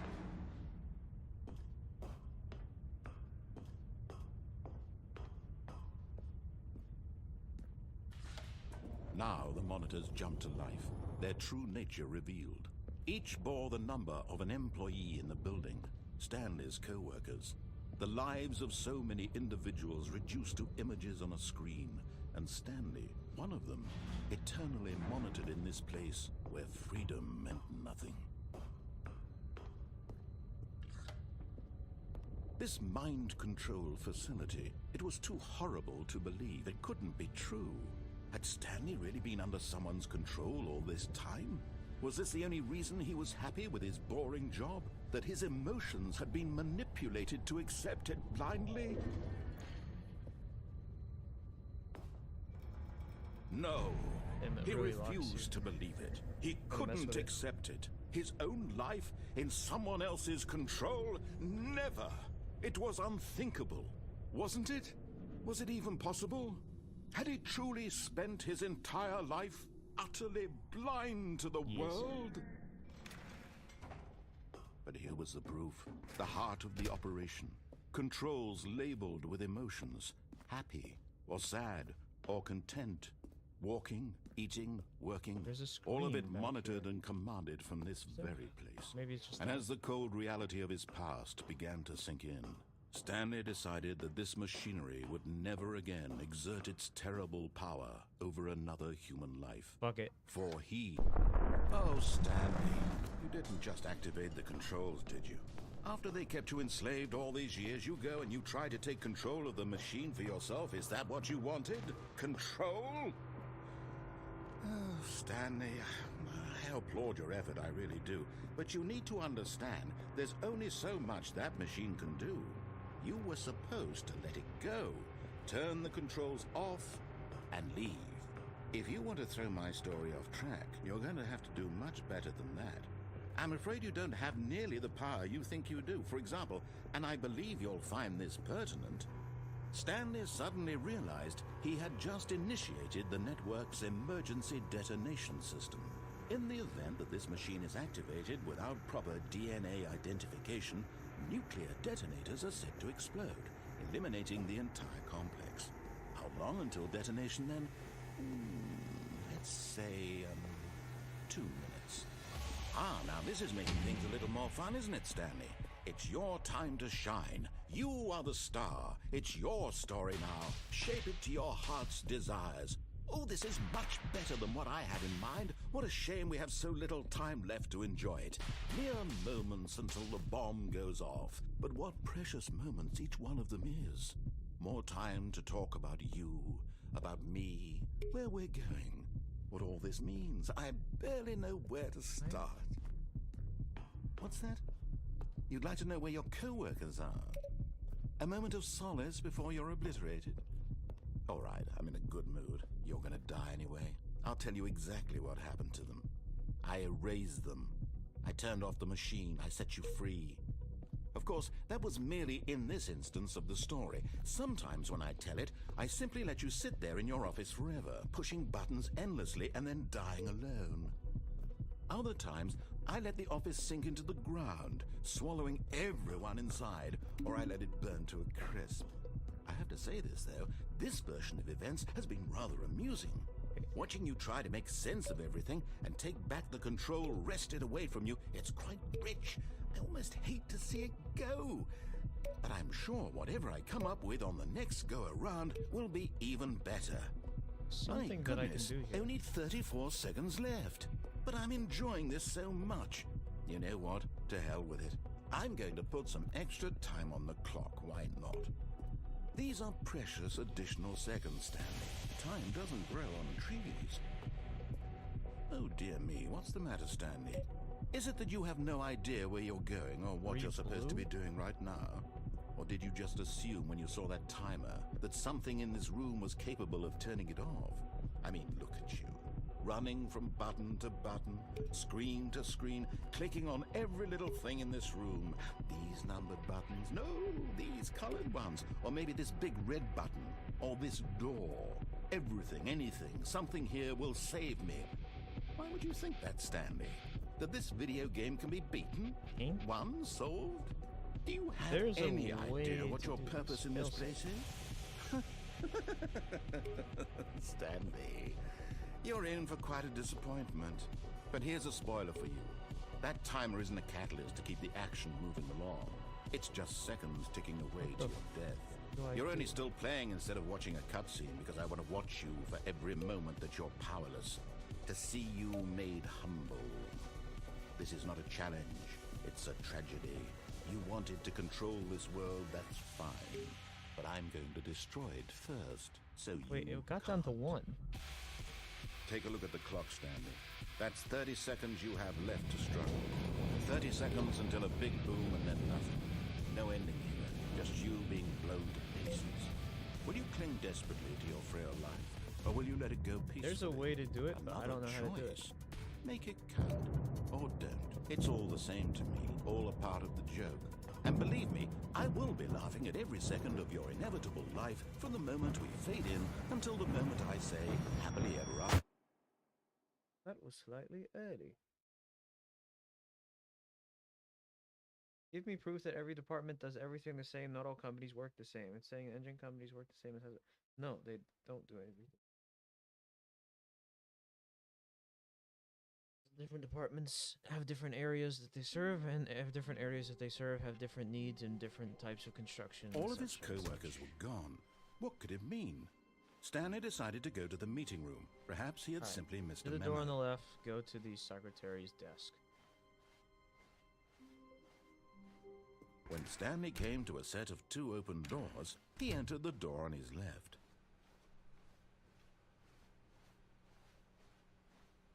Yet there was not a single person here either. Feeling a wave of disbelief, Stanley decided to go up to his boss's office. Coming to a staircase, Stanley walked upstairs to his boss's office. Input. Bingo.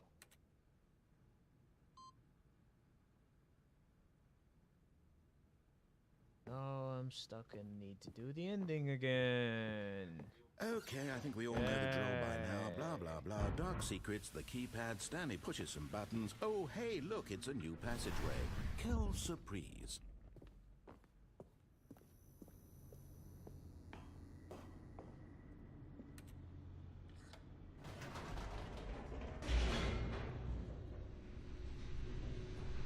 I'm dreaming in an old building.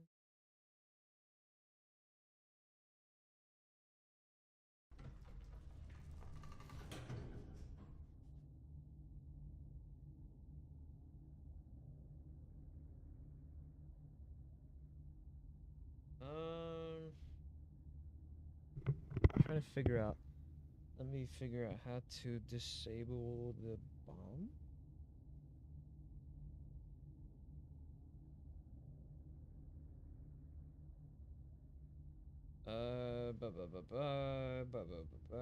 Press the on button.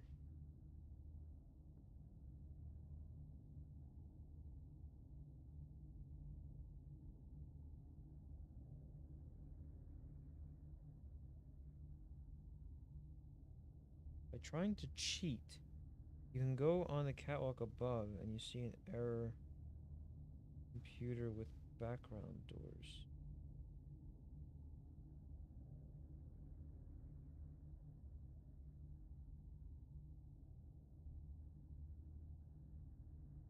Countdown cannot be stopped.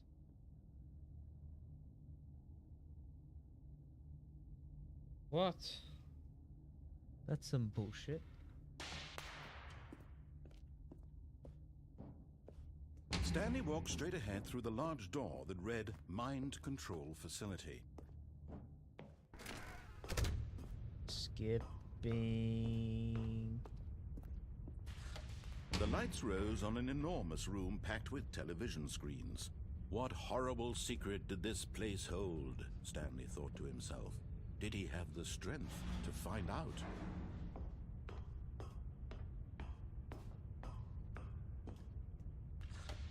Now the monitors jumped to life, their true nature revealed.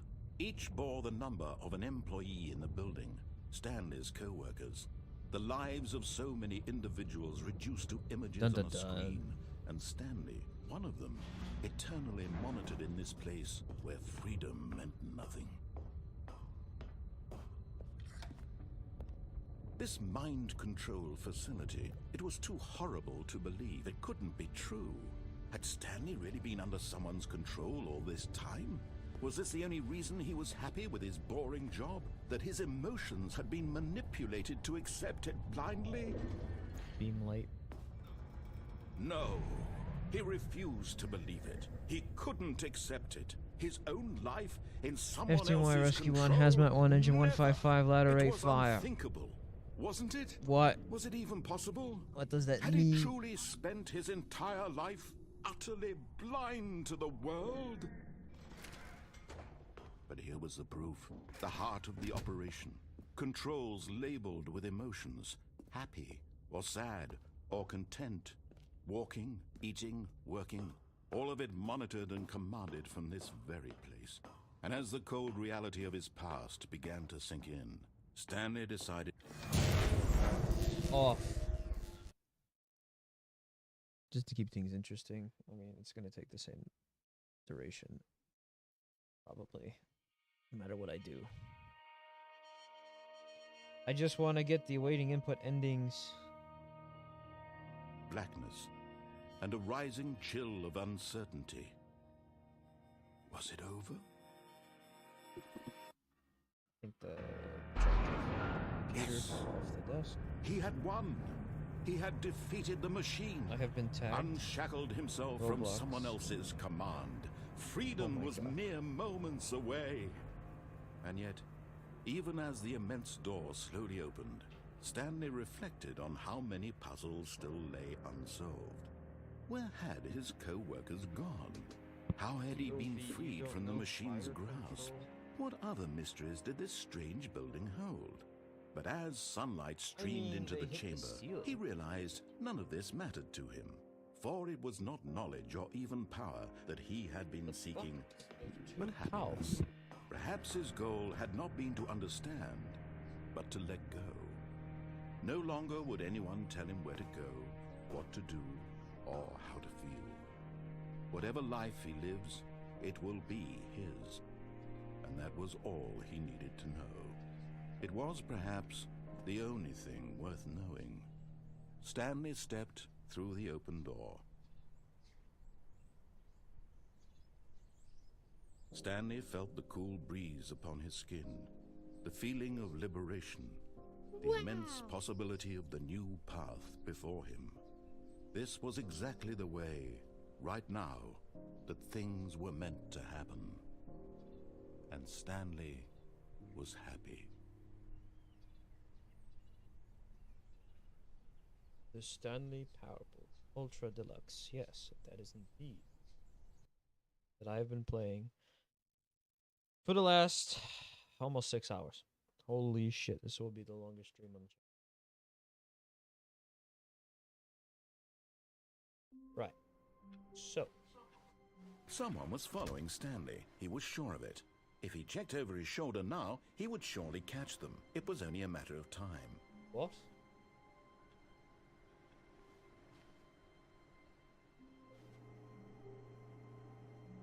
434 is the next one, yes? Yeah.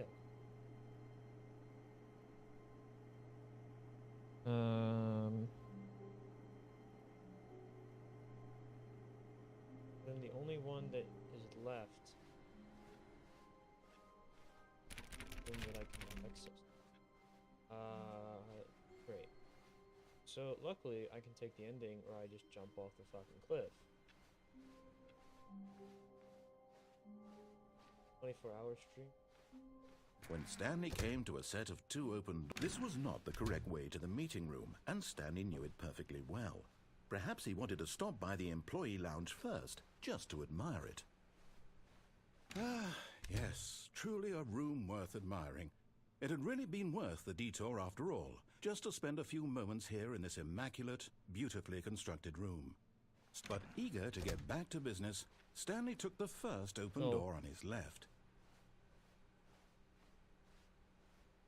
Stanley was so bad at following directions, it's incredible he wasn't fired years ago. But in his eagerness to prove that he is in control of the story and no one gets to tell him what to do, Stanley leapt from the platform and plunged to his death. Good job, Stanley. Everyone thinks you are very powerful. See, that was a quick ending. We didn't have to go through anything else. Which is good, because now the last stage will be right in front of our face. Ah.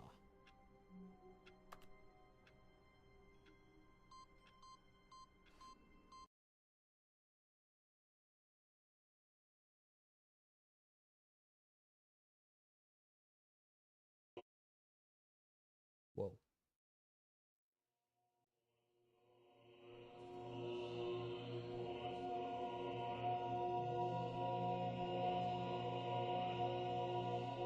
Well, shit.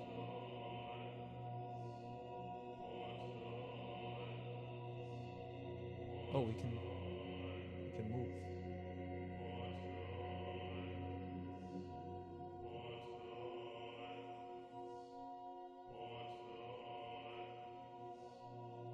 And I can sync it with the rotation speed of the camera just to trip you the fuck out.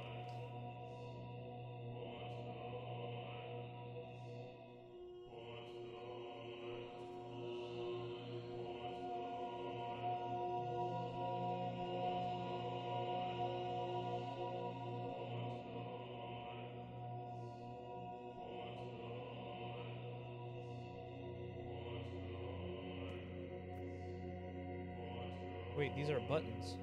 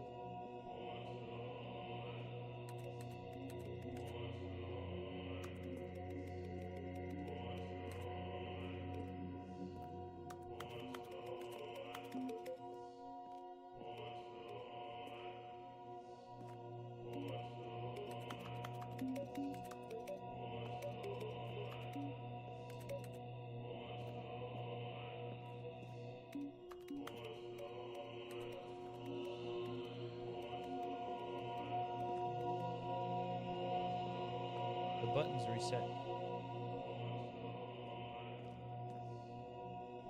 Poke up 1 2 3 4 loves AMR. No, you.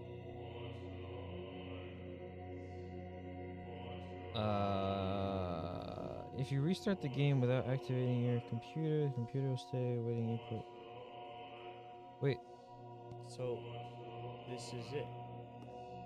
This is all you get.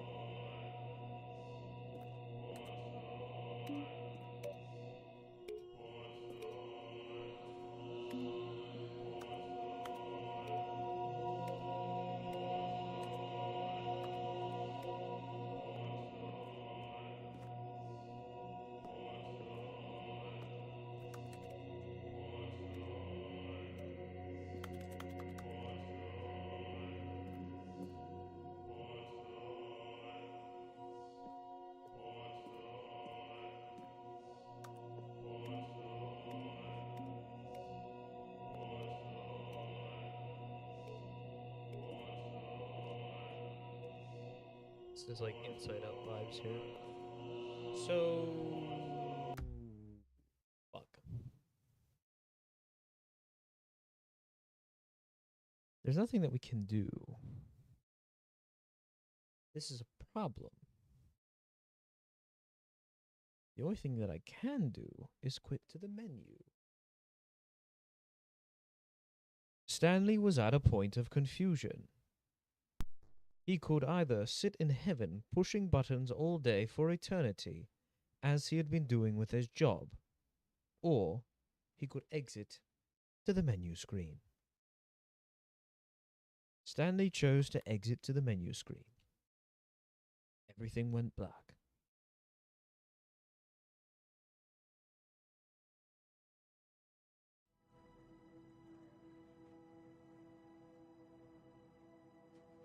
Hello, everybody. My name is Markiplier, and welcome back to Stanley Parable. The Stanley Parable 2.